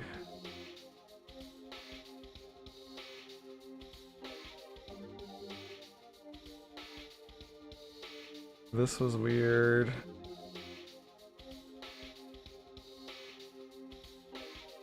Wonder if we actually fixed that with this update we just did.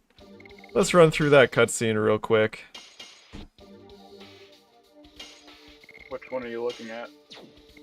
The one where, after Kongal, and the, her face stays on camera for too long, instead of fading out.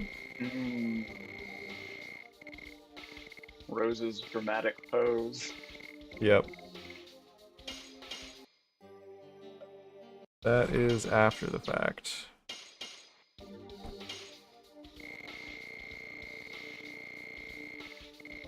I feel like I made a save near there somewhat recently. For testing purposes. It's possible I deleted it, yeah.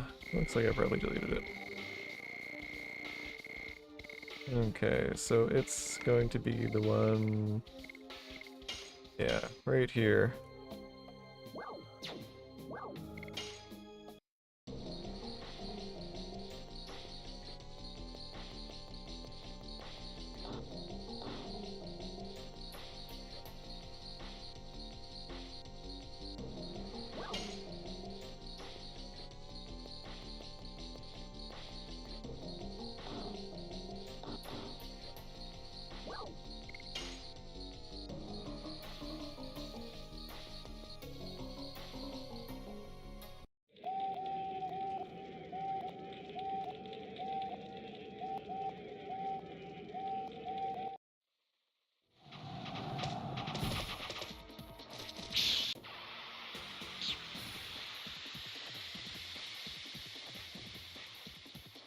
Alright, we're just gonna set their limits to 1.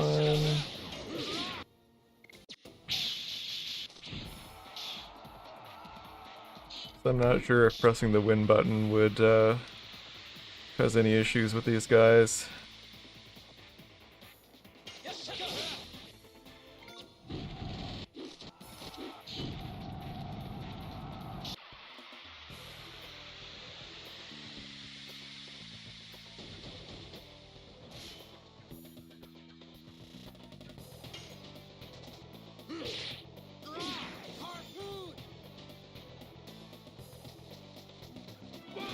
Bonk.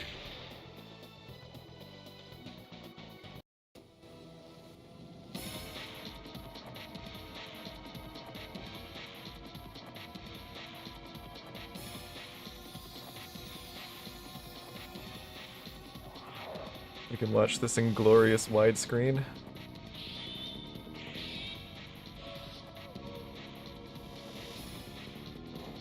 Man, this cutscene sure looks better than it did when we started the OpenGL update.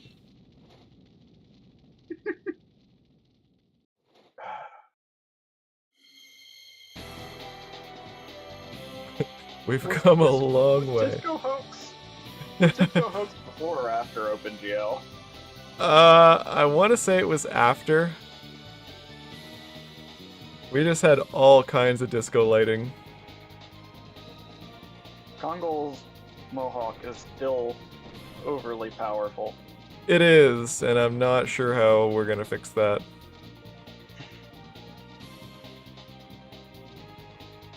Lavitz is like, what the fuck? Fair reaction. Yeah, I mean, you're not wrong.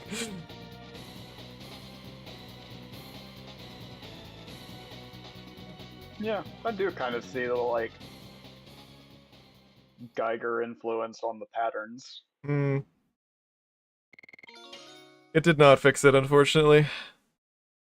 No. Hogging screen time. How do we keep fixing these problems that are just one-offs? Like, that was a fundamental flaw in the shaders. And how did it only affect literally one column of smoke that most people are never even going to see? I didn't even know that that was there until this issue was logged.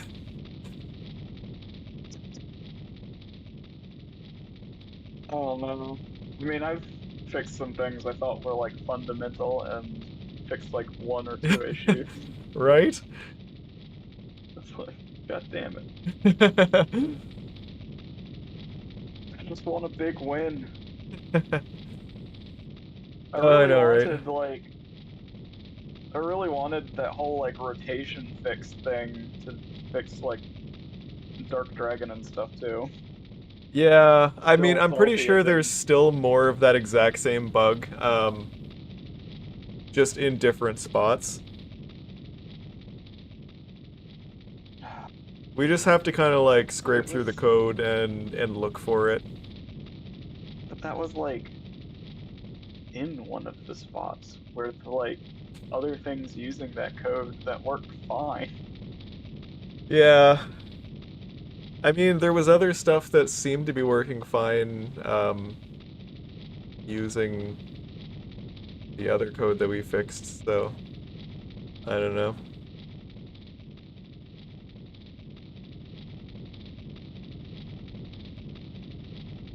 We're gonna figure out why the shadows are corrupted too. Yeah, that's a weird one. Um, I wonder if something is just like getting loaded into where the shadow texture is supposed to be or something. Because, like, the Just fronts like of the shadows look like they should, but it's just yeah. the backs that don't. Are the bats even supposed to be there? I don't know. Is that the issue? Are we just like rendering too large of an area? I don't think. I'm gonna go into battle here in a second and actually see if my CTMD unpacker fix affected that.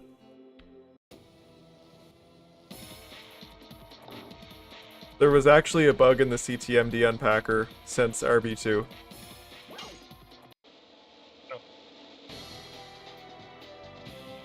Literally since we started converting CTMDs to regular TMDs, it's been busted. That's what was causing the Kongol Grand Stream rainbow attack. I mean, I don't know. Thought I'd used code post that, but maybe not.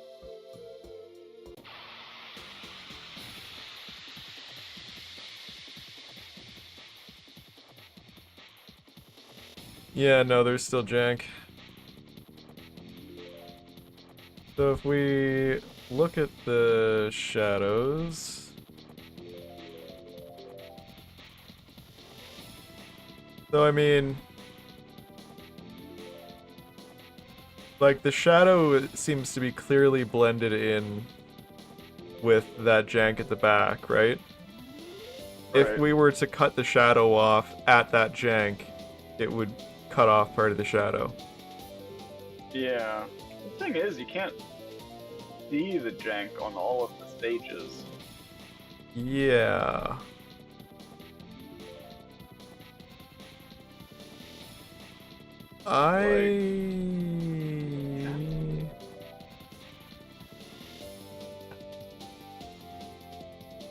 I wonder if it has to do with the intersecting geometry or something. I mean, that's what I was like. What I thought was the intersecting geometry was like what made it visible, but like thought maybe some maps just sort of like hid the issue Yeah, I don't rather know. than like being responsible for it, because it looks sort of like a clue table being rendered. Now the thing is, I'm like pretty sure that it just uses the regular shadow texture. Like the same shadow texture Yeah. that's used on submaps. Right. I'm actually seeing a bug here right now. See this? Oh, That yeah. texture is getting animated. That's yeah. What?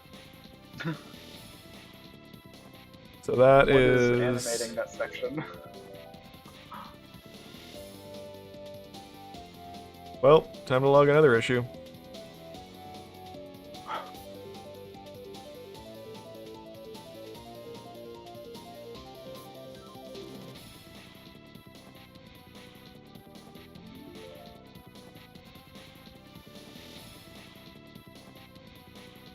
That might be a little bit too big of a brush. It was this part right here.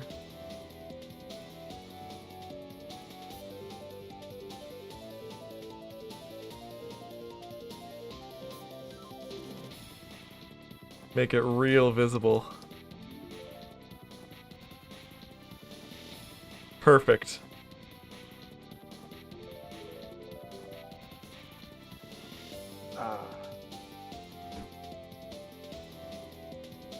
How do you spell erroneous? Like that. DRAM texture animation.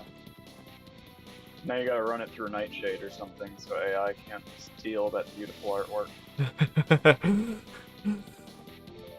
This is happening on the battlefield outside of the Crystal Palace.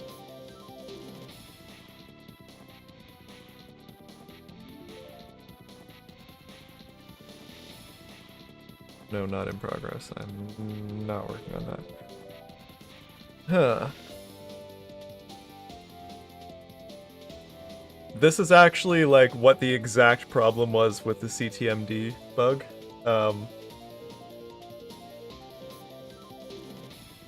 There was, yeah, there was data, like there was an animated texture attached to one of the effects in Grand Stream, and the CTMD converter was causing, it was interpreting data as a pointer to a file, and it was rewriting that pointer since the CTMD data was moving around due to being converted to a TMD. But it actually wasn't a pointer, it was part of a rect. So it was actually like moving the coordinates of the rectangle just to like a random spot in VRAM and just animating the... It was actually animating the CLUT for the battlefield. Which is why it got crazy. Did we completely remap where the shadow is in VRAM? No, it's still where it is in retail. This is the stuff that's loaded like literally as soon as the game boots, like even before the title screen loads. Like it loads the text and the text box borders and all this random stuff here. It actually boots the game into the submap engine before the game loads and loads all these textures. Then why? We don't do that anymore, but yeah. Why does it feel like it's looking different? I don't think there's anything looking different there.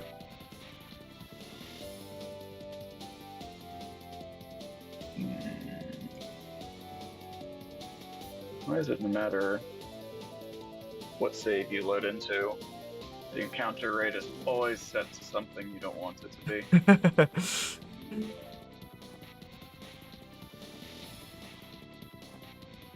Yeah, no, this is different. What's different? What is happening? Let me make sure I'm in. Hold on, I gotta get into the same battle. But there is like... This could be related, but there's like a rect of what looks like flute gradients above the shadow, what I think is the shadow, in SC that's not there if I look at the VRAM. God damn, Bluebird, don't run away, I need you. Okay, actually I am seeing what you're saying. Yeah, like there's something above the Yeah, shadow that no, you're right. isn't there in no cache. You're right. That is actually overwriting the shadow texture. Yeah, like if I was looking at the VRAM viewer in no cache, and that's not fair. Just like trying to double check and make sure it's not because I'm fighting a Scissorhands instead of a Bluebird, but Bluebird's not cooperating. No, that's definitely busted. Yeah, no. It is definitely not that, it is incorrect. Where is that coming from? I'm going to assume it's like the same thing causing that chunk of texture to animate.